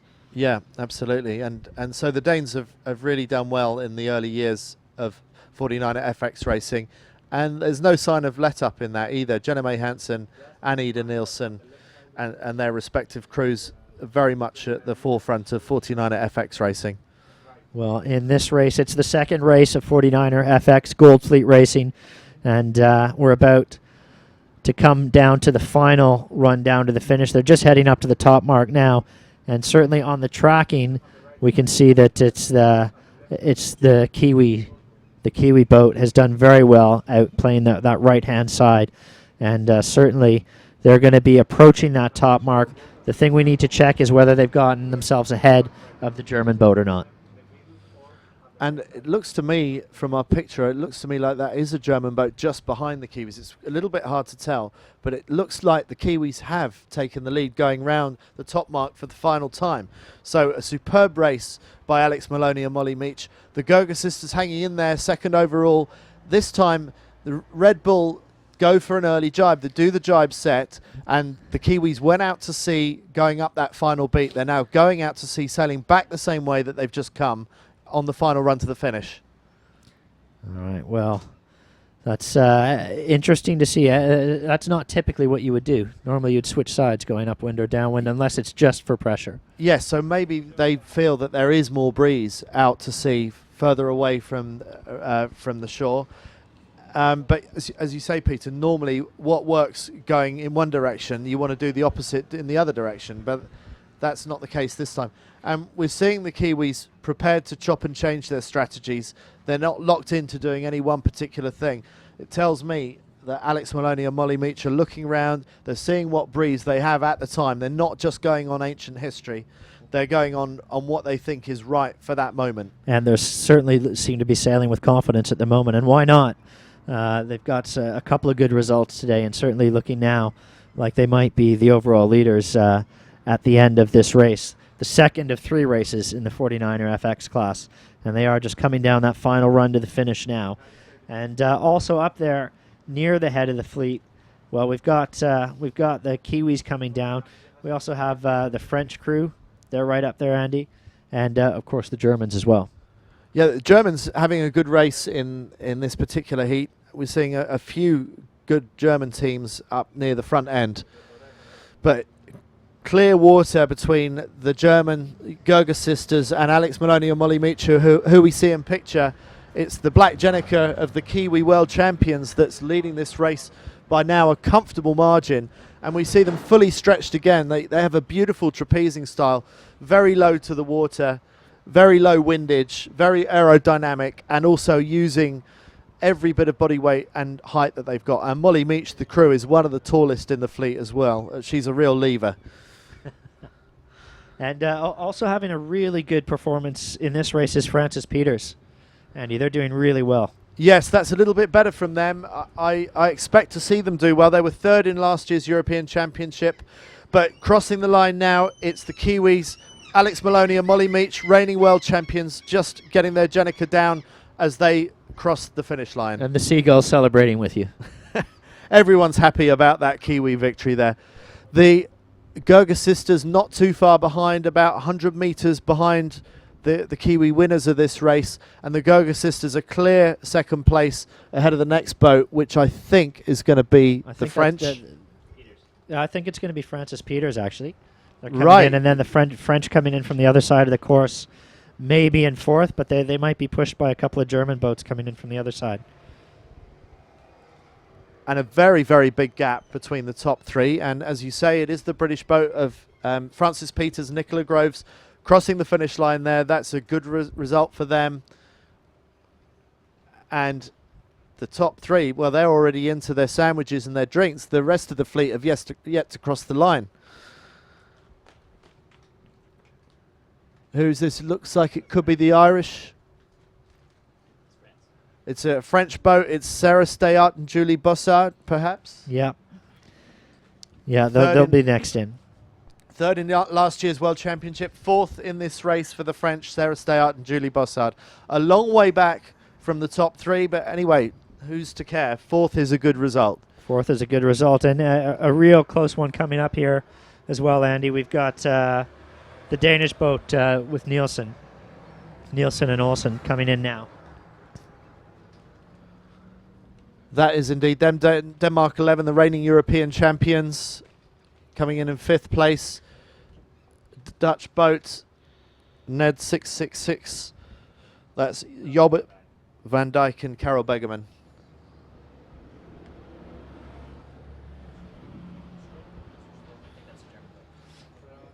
And I think we've also got the Germans, Tina Lutz as well, is in the mix right there. Tina Lutz and Suzanne Boyker. And they'll be followed not far behind by their compatriots. That would probably be Jenna May Hansen and Katja Iversen. So not much to choose between those two teams. Ida Nielsen and Marie Olsen seem to get the better of Jenna May Hansen and Katja Iversen most of the time in 2013. Things seem to be evening up between these two Danish crews. And it's still 2 years to go before Rio 2016. And considering the learning curve is still very steep. Exactly. It's a brand new class for the Olympic Games, and a lot of new crews coming in. Even I would imagine there's also a lot of things even the coaches are learning about these boats and the best way to sail them for these crews. One of the things I wanted to talk to you about, Andy, was in the 49er and the 49er of FX class. What are the differences in equipment between the crews? Between the men's and the women's? Yes. Let's start with that. Well, the hulls and everything at water level is identical. It's only the rigs that are different. So it's a slightly shorter carbon mast for the women, and therefore the sails are also slightly shorter in luff length. So the sail plan is slightly smaller, the rig is slightly lower. That means the righting moment is lower, but obviously they're lighter generally than the men. Yeah. But actual top speed, potentially the women could be faster with the FX. We never really see it because we don't see the men and the women racing on the race course at the same time. Right. But if you were to have a race between them, you could well see that in strong winds, possibly a little bit stronger than today, the FX could be the faster boat because it's got lower drag. Right. You don't need the extra sail area once the breeze gets up. Yeah, exactly. Sure. And then within the classes, are they absolute one design, sole source, one supplier? They you can buy your boats either in the Northern Hemisphere from Ovington Boats in the north of England or from Mackay Boats in New Zealand, and you can also buy your boat from Julian Bethwaite or from McConaughey. I'm not sure where their factory is now. It's moved around between Australia and China, and I think maybe there's another factory now. But fun. Talking about the Gerga sisters, I believe it was 777 Meyer Stokers. Right. It could be. We're just hearing that maybe the German boat that did well in that race was perhaps that had dropped off the track and they would have been finished in second. Could be Leonie Meyer and Eleanor Stoffer's Germany 777. So apologies to them if we weren't giving them due credit for leading that race and then finishing second across the finish when line. The boats drop off the tracking, it's a little bit difficult to be 100% sure of who's where. Well, that would sort of fit if that's the case, because Leonie Meyer and Elena Stoffer certainly loved the strong breeze, and they are the top German boat in the overall standings at the moment. They were fourth going into today, and Elena Stoffers, she took most of 2013 out due to a knee injury. I spoke to her this morning, asked her how she was doing. That knee injury, she believes, is behind her, and Leonie Meyer kept on sailing the 49er FX with a number of different crews last season, but she was really waiting for Elena Stoffers, her favourite crew, to recover from injury and to be able to get back into the 49er FX. And this season they're reaping the benefits of Elena Stoffers indeed being race fit again, and they particularly like the strong breeze. Well, the breeze is it's not what we had yesterday here, Andy, but it's great for racing. We're in that 13, 14, 15 knot range. Certainly where we are, we've noticed it go up and down a little bit, and I think we've also seen that reflected probably out on the race course, where we've seen the different strategies the crews are taking. Even just from here looking around, you can see there's different patches of dark water out there, aren't there? Yes, there are, and we saw how much the Kiwis who won that race were prepared to switch sides, and we also saw how on the second run the fleet pretty much did a straight set and sailed straight down on starboard jibe, and on the final run most of the fleet did a jibe set. So that's how much the breeze is shifting around. Well, we're looking at crews chasing differences in direction, differences in pressure, and certainly big gains and losses as well to be made out there. Our leader coming into today, Martine Grail, she hasn't had a terrible day by any means. She's kind of been up there or thereabouts near the sort of, I don't know, near the top 10 mark in both races so far, but it hasn't been enough, we don't think, for her to hold on to her overall lead. No, absolutely not. And these Kiwi girls are building up a head of steam. The reigning world champions have won both races so far today. And it's the kind of conditions, they're not steady, but they are seeing a pattern that maybe the others aren't reading as well. Add to that the fact that they've got some great boat speed, and some of these other teams, like the Brazilians, need to make sure that the Kiwis aren't allowed to build this kind of momentum. They had a great day yesterday as well, so as soon as the wind gets up over a certain level, you have to say that Alex Maloney and Molly Meach are the form team in the 49er FX fleet. And that's not really a surprise for a team from New Zealand, is it? They generally do like it when the breeze gets up. They do. Now, they didn't capsize either yesterday. I think they had one capsize between races, but during racing, no capsizes. What was strange, and actually I asked Molly Meach about this, she surprisingly hadn't really spoken to the boys in the Kiwi team much about how they got on, but Pete Burling and Blair Chuk, the reigning world champions, the Olympic silver medalists, fell in 3 times during racing yesterday. One of those, they were jibing to the finish in the lead of a race, and they fell in on their final jibe. That's the classic wobble. That's the classic choke that you expect of many sailors, but you don't expect it of the reigning world champions. Now, I'm not suggesting they did choke, because I don't think they are chokers. It's just it was a really, really hard day. It was a really hard day, wasn't it?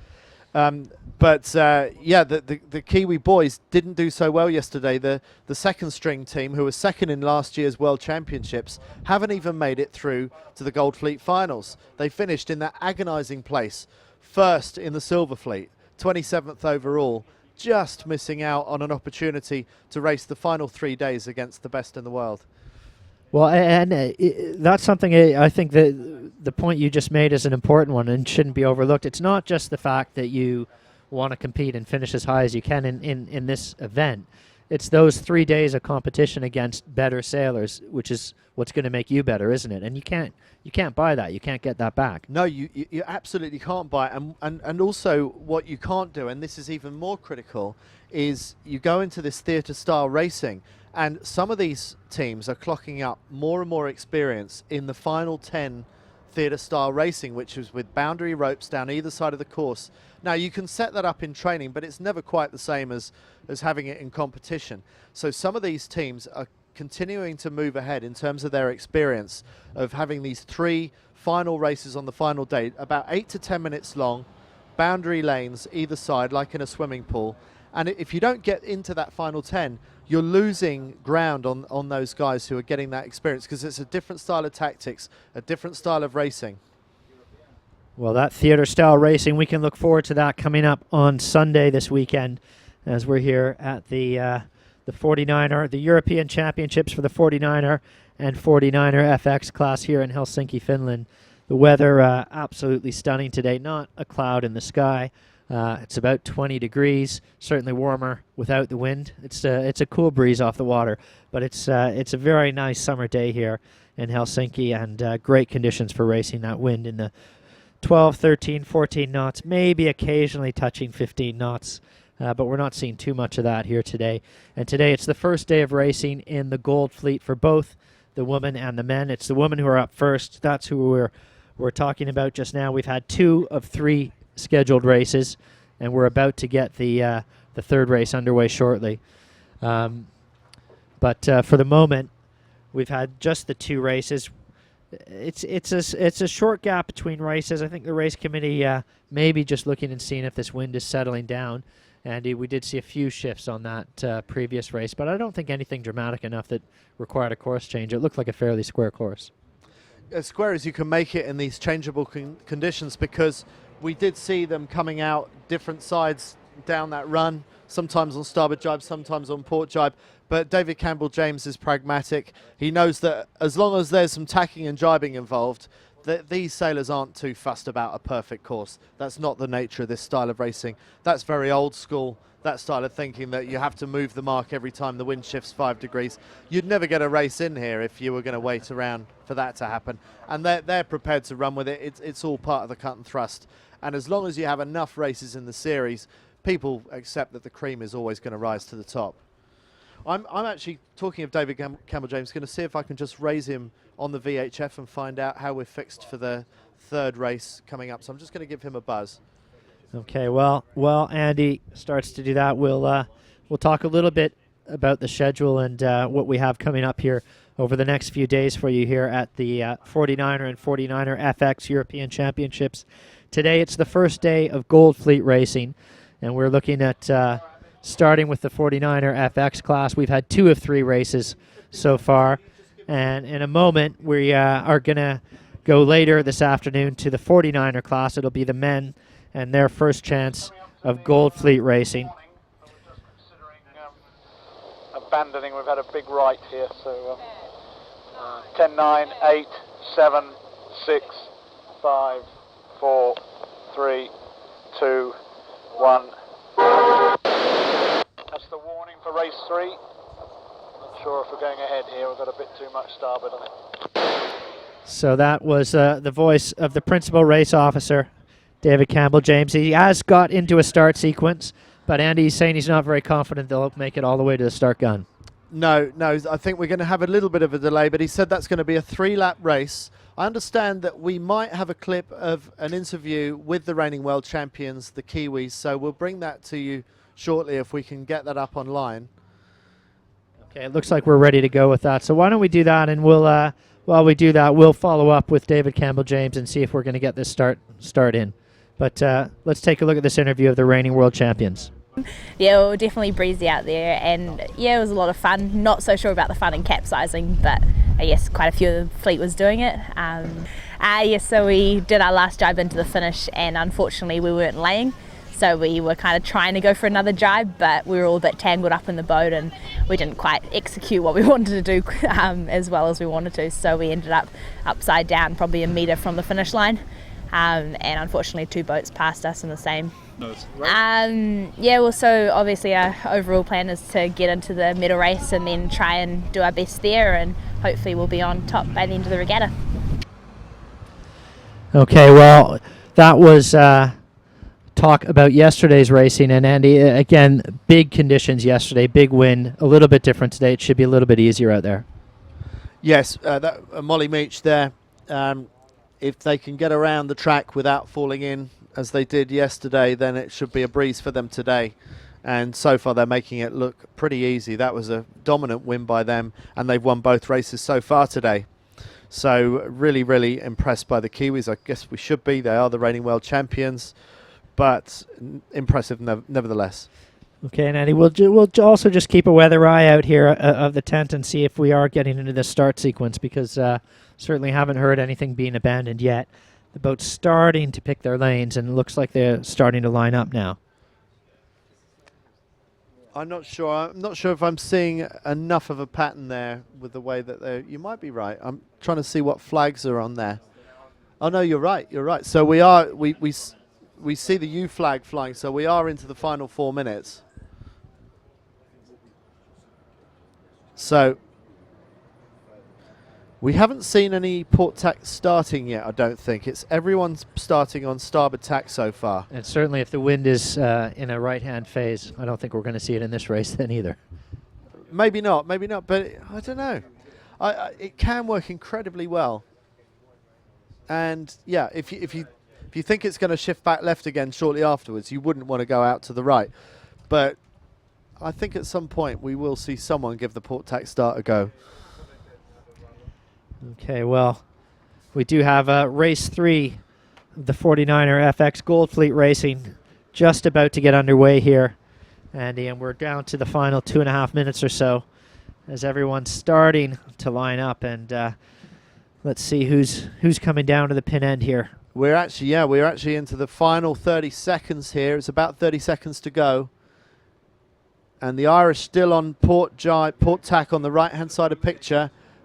They're just about to tack, and the Irish will be possibly claiming the pin end of the line. We saw them get a great start in the first race today off the pin end, so they know they can make that work for them.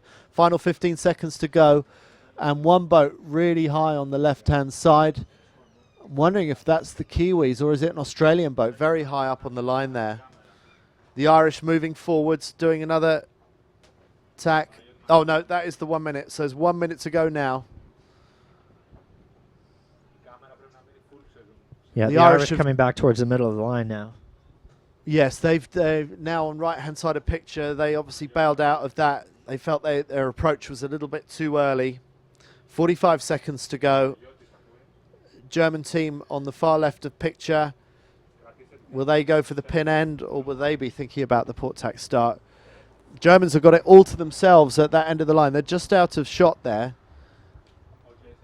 Next along the line, we see the British boat.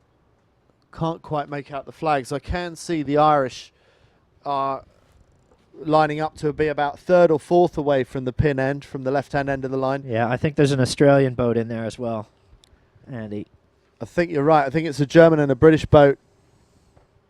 The Germans are going to start on port tack behind the fleet. So this time we're going to see a German boat cross behind the whole fleet and go out to the right-hand side. Meanwhile, off this end of the line, it's Australian. Can't quite see the Australian and British coming off the. No, so the port tack boat from the Germans, that's Victoria Yurtzak. Victoria Yurtzak, Annika Lawrence starting underneath the fleet, but there we see the British, the Irish and the Norwegians sailing out to the left-hand side. And I think that's an Australian boat that's also leading the charge out to the left. Tess Lloyd. Tess Lloyd and Catlin Elks, Australia 246, had a lovely start off the pin end. And out on the right-hand side, leading out to the right, it's the Danes, Nielsen and Olsen. They're heading out to the right-hand side. So quite a split at this stage.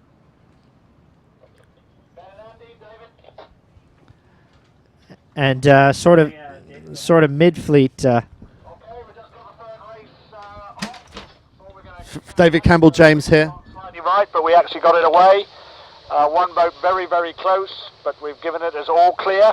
And so that's the start of race number 3 for FX Gold. Well, that's the word from the principal race officer. And again, just reaffirming it's a 3-lap racetrack this time. It's a little bit of a short racetrack, he's saying, and they're going to make them go around 3 times. Interesting, saying one boat very close to being called over early. Yes, be nice to know who that was, but he was very diplomatic. Yes. Anyway, great. We've got a clear start. Everyone on the racetrack is going to get a finish position, which is always nice to know. Brazilians, they were the overnight leaders wearing the yellow jerseys, just going through attack. nice tack there, very quick onto the new trapeze, straight out onto the handles. That's a classic tack. And we didn't see that kind of tacking in the early years of 49er racing, not while people were getting to grips with the boats, but that's become a standard procedure now to go straight out on the handle, throw your weight out and get all your body weight onto the new tack as soon as possible. Well, again, Martine Grell, she's going to be fighting for position here. She's certainly not out clear ahead of the fleet. She's with the leading group, but I think they're going to have a little bit of work to do, and if they're going to separate themselves at the front of the pack in this race as well. They're not quite there. Tesloyd and Catlin Elks, they got a nice start off the pin end of the line, and they're doing very well on the left-hand side of the track. We've seen them do well in the early stages in the previous race, but by a very similar starting strategy. So this is a favourite strategy of these Australians. They didn't manage to see that through in the previous race, but will they be able to make the most of a good start and stay in the top few by the finish of this 3-lap race? Well, we've also got up amongst our leaders on that left-hand side. Well, certainly Martine Grell, she's right up there. And coming back towards the middle of the fleet, well, the Irish, they're up there or thereabouts again, the Swedes. And out on the right-hand side, Andy, the ones to keep our eye on, and I think looking at this early on, it's the left-hand side that seems to be paying, but certainly doubling down on their bet to go out to the right-hand side is the Dutch boat, Emil Amoros, leading the charge out to the right. So there we see, I think it's GBR 22 on the right-hand side of picture. That's Charlotte Dobson, Sophie Ainsworth, currently 3rd overall, and lying in the top few at the moment. On left of picture, it's Ida Nielsen and Marie Olsen from Denmark, the reigning European champions. Looks a little bit softer to me. The boats aren't charging along the way they were in the previous race. I think the breeze has softened up a little bit. Yeah, I think I'd agree with that. They seem to be just a little bit underpowered in comparison to what they were doing last time. A couple of tacks left here for everybody as they approach the top mark, but nobody's hit ley line yet, I don't think. No, but I think Dobson and Ainsworth from Great Britain, I think they were just getting up onto left-hand ley line, so they've got one more tack to complete, and they have to hope that there aren't too many people up on the starboard ley line to get in their way. But it looks like this is going to be a good race in these early stages of the 3-lapper for Charlotte Dobson and Sophie Ainsworth. Yeah, they'll be right up there, and again, the Irish crew doing well here. Again, Andy, looking at where they were coming into today, down in 24th place, I think they'll certainly come out of the day having moved up a fair bit through the fleet. Well, that's great for them. Really, really good conditions, and not the survival of yesterday. Everyone is in control. We still haven't seen a capsize yet today, but you can see they're fully stretched there, very low to the water. And still good breeze. I thought it had gone a bit softer, but it still looks like the breeze is holding up very nicely. One of the crews we haven't heard very much from so far today, the Spanish team, and they're also looking like they're up there near the leaders, certainly, at this top mark. And we've got some great pictures here from the water now. Yes, and that boat you're just talking about was just left of picture. They look like they're going to be in 3rd or 4th around, but is this going to be Tesloyd and Catlin Elks from Australia going around in 1st place? We'll see that. If it's Australia 246, then, oh, that didn't quite go to plan, and they've just given up the lead there to the Swedish boat going around inside them. Julia Gross and Cecilia Johnson getting a much better barrelway, so maybe some nerves on board the Australian boat. Something went wrong there. Bit of an unforced error there, it looks like. Charlotte Dobson, Sophie Ainsworth go round in 3rd place for Great Britain. Can't quite tell from this angle, but there is a Norwegian boat, Norway 123. That's Helen Nace and Mary Roningen going round in 4th or 5th place. Brazil in about 5th or 6th place. So that's better from the overnight leaders, Martina Grell and Kahina Kunze. Red Bull, the reigning world champions from New Zealand, going around just a few places back from there. Busy in the middle of the pack. Busy in the middle. The French are up there as well. Germany 777, saw them do well in the previous race. Leonie Meyer and Eleanor Stoffers and Francis Peters and Nicola Groves also did well in the previous race. Both of those teams a little bit further back, going for the jibe set, and they look high on that jibe set. They're going out to the right-hand side. It looks like a manoeuvre of desperation rather than of strategy. It doesn't look like they're going out on a good angle from there. No, but it looks like a very nice puff coming down the middle of the racetrack right now. The boats that were established and went out and did that later jibe in a really strong position here, the Australians. Yes, it does look that way. Australians and the Swedish boat there. And the Swedish managed to capitalise on that slight error by the Australians at the windward mark. So will Julia Gross and Cecilia Johnson be able to hold on to their lead? They're currently in the back few of the overall standings in the Gold Fleet. So this could do their standings no end of good if they can stay in the top three in this race. And these moments of success, getting around the windward mark in first place, sailing very nicely down the run, if they can get a good result here, that can really boost your confidence, and those form the building blocks of the kind of improvements that you need to make if you're going to look towards Rio 2016. Paul Brotherton, he's one of the great British sailors, been to the Olympics in the 470, coached our England sailors to a gold medal in 2008. He's now coaching the 49er and 49er FX teams from Sweden. So they got some great input from Paul Brotherton in terms of how to get the best out of the 49er skiff, which is a boat he's won the European Championship in. Well, again, a crew that we had our eye on near the top marker were the Spanish, and Tamara Echegoyen. They look like they are doing very well here on our tracking, and it'll be interesting to see as the boats cross in the middle of the racetrack here who has the lead, because Andy, I think it's going to be very close. Yeah, it looks like the Spanish may well have taken the lead. It's pretty much neck and neck with the Spanish going round out to sea. Closer to picture, it's the Swedish who led around this mark, so the previous mark rather, so they're managing to maintain their lead, but now we're seeing a split between Sweden going left, Spain going right, and it will be interesting to see whether going out to sea or going inshore is going to be the paying strategy. Charlotte Dobson and Sophie Ainsworth from Great Britain also following the Spanish going out to sea. Most of the leaders currently going out to sea. Only the Swedes, the current race leaders, going inshore. So they're splitting away from their rivals. And how long will the Swedes hold on for before they put in a covering tack?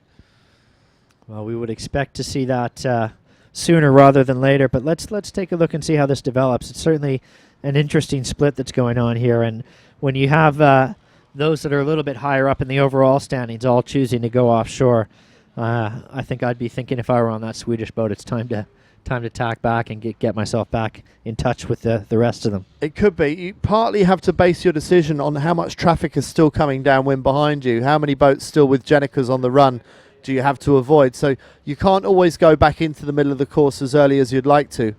Now, this doesn't look like a race that the Kiwi girls are going to win, because at the moment they look like they might just be inside the top 10, but not much better than that. So we saw them win the previous two races.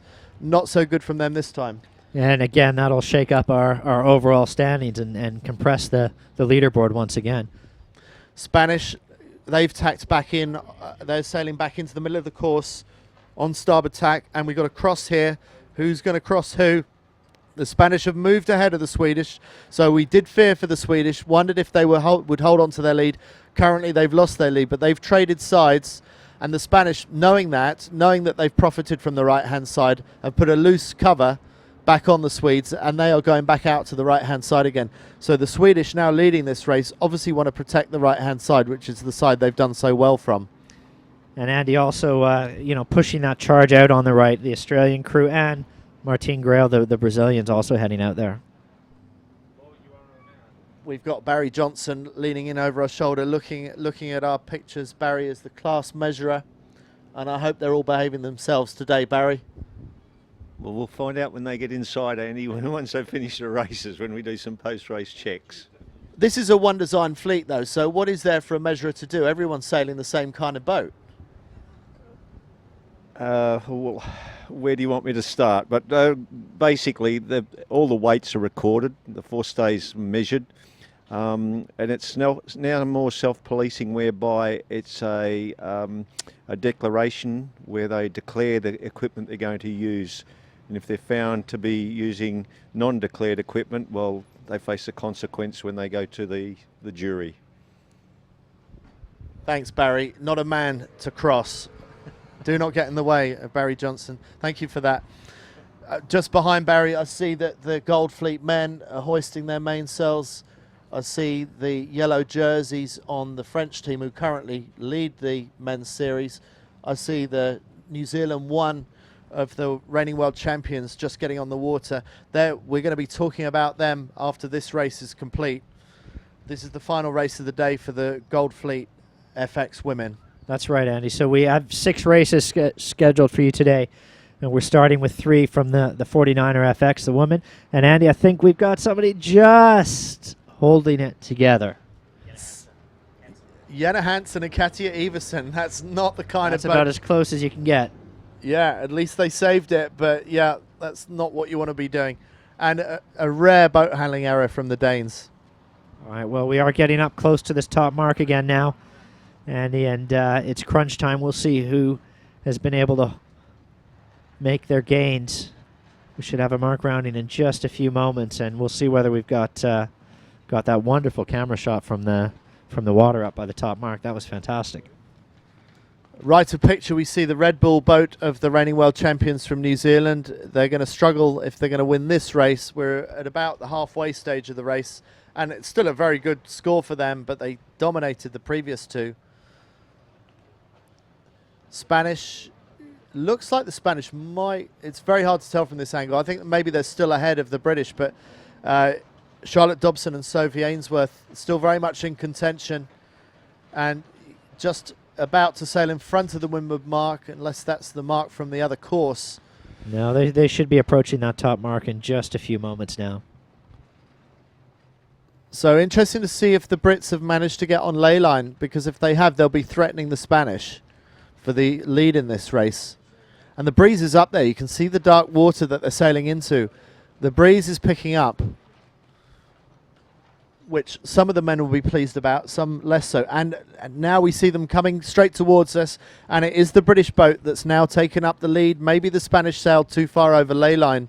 It looks to me like Charlotte Dobson and Sophie Ainsworth have now taken the lead ahead of the Spanish. Beautiful shot. Let's see if we can...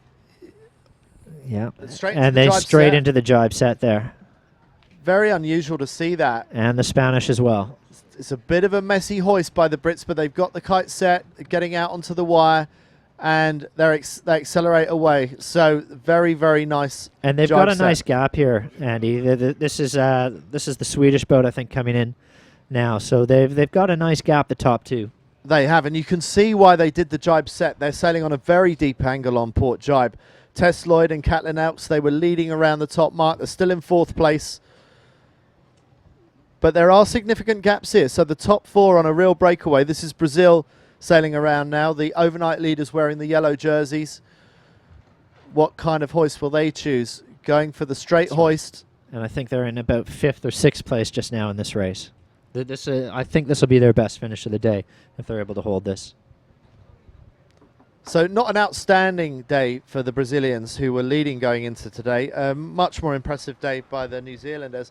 But in picture at the moment and currently leading is Charlotte Dobson and Sophie Ainsworth, who were 3rd overall going into this race. There's the reigning world champions, Alex Maloney and Molly Meach from New Zealand, hoisting their Jenica inside 2 other boats. So they're going to go for the jibe set. Yes, they do. Britain leading Spain. It looks like Britain has stretched away from Spain. Put some nice distance between themselves and the reigning Olympic champion from Spain, Tamara Etchegoyen.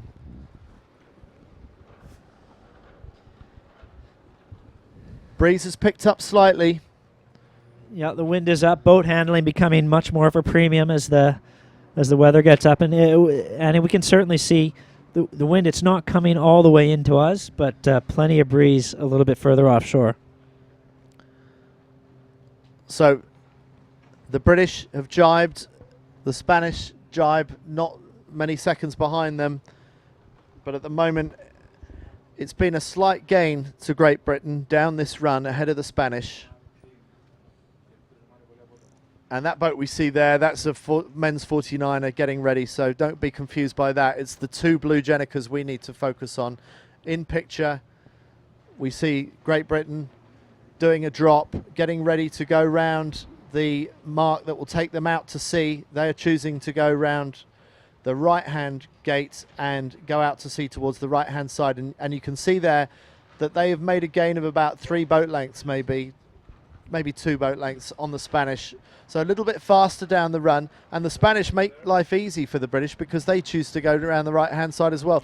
Maybe that says something about how significant these wind shifts are. Well, that's right. Or again, it might just be a little bit more pressure out there, but certainly when you get that kind of consensus, it makes it a lot easier if you're the leading boat, doesn't it? It sure does. So it looks like the Spanish are prepared maybe to settle for a solid second place. They've still got another lap to go, so there's still time for them to make it back on the Brits. But the great benefit of the gate is you have a choice of strategy, and the Spanish didn't take that choice. They slotted in behind the leaders, and in fact we're seeing the first few boats all going out to sea, so there's a clear trend there. The Brazilians even prepared to do an extra jibe to go out to sea, so that tells you how strong that trend out to the right hand side on the sea side of the course is.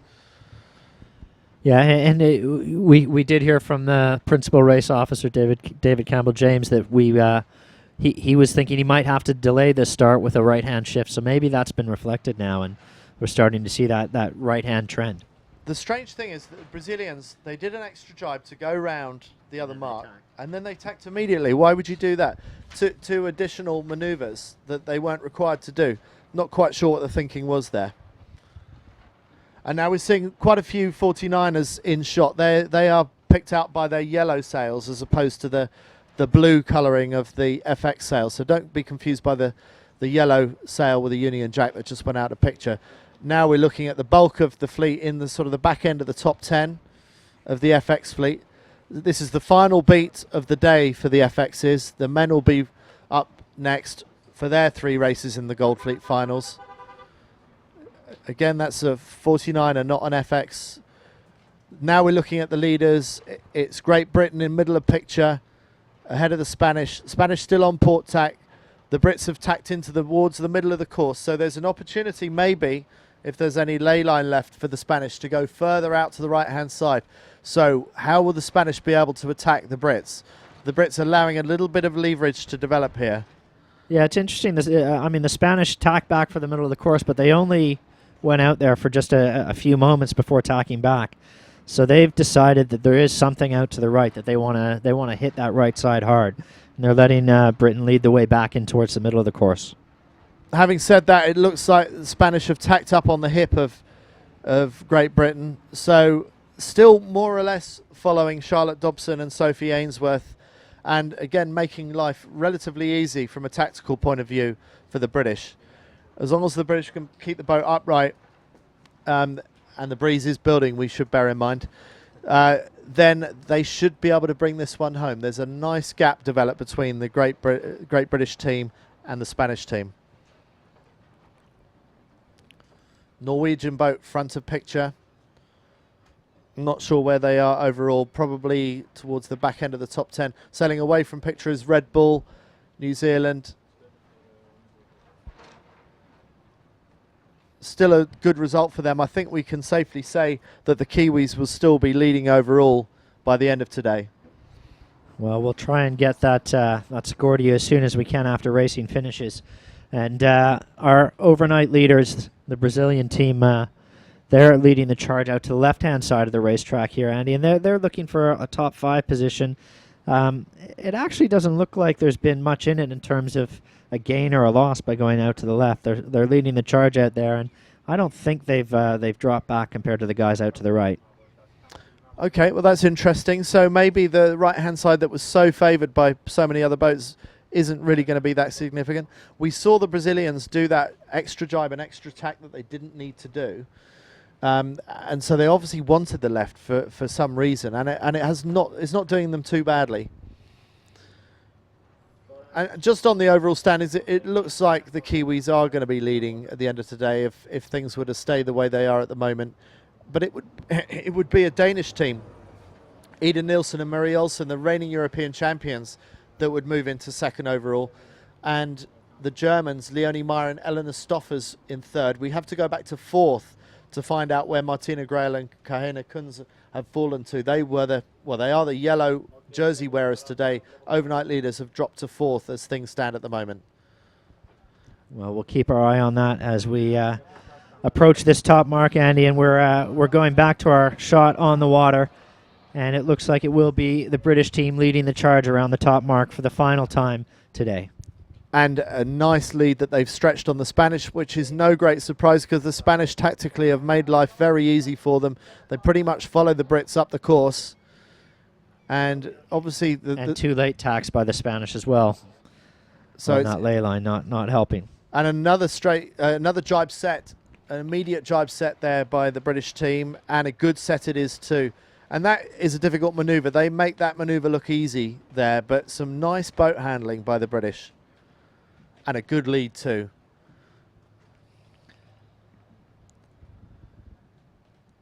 Spanish go round. Are they going to go for the jibe set? Yes, they do. Still some clear, strong trends. Tamara Echegoyen flick the battens of the mainsail just to get that through. Good solid boat handling by the Spanish as well. And a very, very big lead for the top two in this race that really stretched their legs on the rest of the fleet. The Swedish were in third. Will they have managed to hold on to third? I think it's going to be neck and neck for them with the Australians, and I think it's the Australians on the inside in this shot, I think. You're right. The Australians, in fact, are going to have to do a double tack. They haven't quite made the ley line. And how many boats will go past them because of that? Oh, that's expensive. And very, very slow there. So the Swedish will have got away. That has handed third place to the Swedes, who you can see in the back of picture, sailing away very nicely. What kind of hoist for the Australians? Straight hoist. Okay. No, it's a jibe. So everyone going for the jibe set. And so slow at the top mark there for the Australians. And next around, I think, is going to be the Brazilians. BG Brazil on the mainsail. Yellow jerseys on the life jackets. Jibe set for the top five so far. And the Australians must have had quite a lead to be able to get away with that double tack.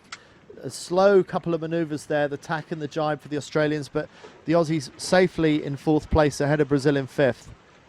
Ida Nielsen and Marie Olsen just going out of picture. I think the Danes will be in sixth. And Red Bull, Alex Maloney and Molly Meach just inside the top 10, at the back end of the top 10. Good solid race for them. Winners of the previous two races this morning. Yeah, it looks like they'll be around 7th or 8th. So a very solid day for them. Jibing from Great Britain. Charlotte Dobson, Sophie Ainsworth safely through their jibe on the final run to the finish, and just 200 meters away from the finish and not really threatened by the Spanish in second place. Well, they're coming up to a solid 2 hours of being out on that racetrack now with these three races in, and I think there'll be some tired crews coming in. The breeze has been on, and it's been a pretty solid day of tactical choices as well. There haven't been any easy ones. No, it's been a hard day physically and mentally on this race course, but three really, really nice races for the girls, and they're finished by 1 o'clock local time, so plenty of time to make any repairs, to have lunch, and to reflect on today's racing, and also to maybe watch the men who are going to be racing on the same race course, Goldfleet racing, about to take place once this final FX race is over. And that final FX race won there by Charlotte Dobson and Sophie Ainsworth of Great Britain, nicely ahead of the Spanish team, Tamara Echegoyen and Berta Betanzos about to come into picture. Blue Jenica of the Spanish. And Andy, I mean, that's a big finish for Charlotte Dobson and Sophie Ainsworth as well. They came into today in third place. They didn't have particularly great races in the first two races, so it's good for them to finish strong. Yes, I'm not sure if they will still be in the top three, but they'll be very much in the hunt for the podium. And that race win, very great, very good way to finish the day for the British team. And similarly for the Spanish boat, a second place finish here. And that's a crew that we maybe we're thinking would be there or thereabouts, and they haven't had it. We didn't have much reason to talk about them in the first two races, but a great race here to finish the day. And the Swedish, they cross in third. They were leading at one point, but that's a very good result for Julia Gross and Cecilia Johnson. Yeah, they came in 23rd place at the start of the day, so anytime they can get into the top three, I think they'd have to be very pleased with that. Australians just crossing the line. Tess Lloyd and Caitlin Elks, they gave up the lead after leading around the windward mark, but a dodgy bear away at the first mark, followed by Brazil in 5th place. They were the overnight leaders going into today. They won't have held on to their yellow jerseys for tomorrow, but they're still very much in the hunt. Yeah, and I think we're not going to find, when we do get these final scores on the doors at the end of the day, we're not going to find that there's too many points separating these leaders. I think the top of the leaderboard is still very tight. Black Jenica just coming across. I think that might be the Red Bull boat. Alex Maloney and Molly Meach. No, can't quite identify that boat. It could be Eden Nielsen and Marie Olsen from Denmark, the reigning European champions that just crossed there. Yes, it is. It's Denmark 11. So not a bad score from them. And now I think it's the Red Bull boat crossing just ahead, it looks like, of the Dutch. So a very, very good result, or a very good day anyway, for the reigning world champions from New Zealand.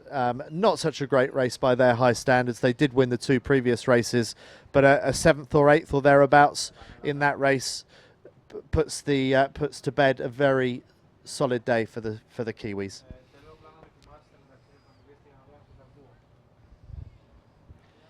And if you are following us live, just to give you some information on what's coming up, we do have the 49er class Gold Fleet, the men's Gold Fleet Racing, 3 races scheduled, and they'll be starting in just a few minutes. And that will be on a separate stream.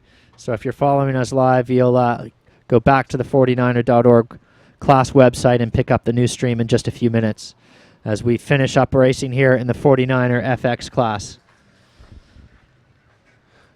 So you see the FX is streaming ashore now. They're coming back towards pretty much our commentary spot. So they're only 200 yards away. So it's a nice short sail back in for them. Coming ashore sometimes can be difficult here. It's onshore. So you can't really relax in a 49er or a 49er FX until you've got the sails down and you've got the boat on its trolley and up on the ramp. Still a little bit of work to do to get ashore, but a nice short, sharp day, really. Two hours of hard racing for the women, and now hopefully we're going to see the same for the men. 3 races up for the men. And certainly, Andy, I don't think there's any concerns over the breeze here right now. There's the breeze is nice and solid. It seems to be solid all across the racetrack, so I don't think we've got any concerns with the racing coming up.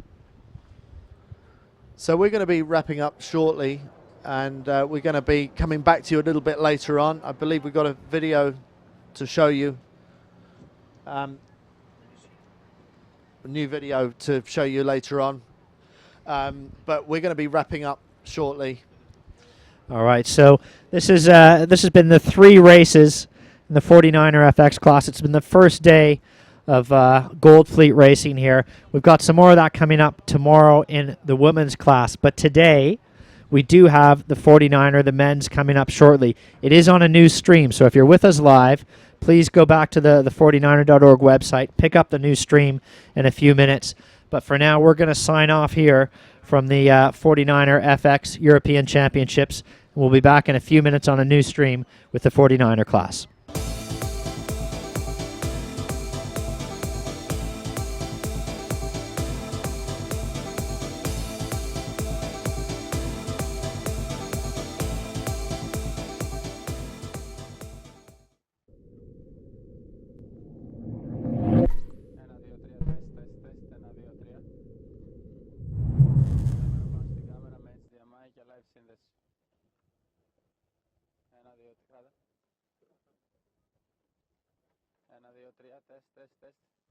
Συνέντευξη με το μικρόφωνο και κάμερα. 1, 2, 3, τεστ, τεστ, τεστ, τεστ, τεστ.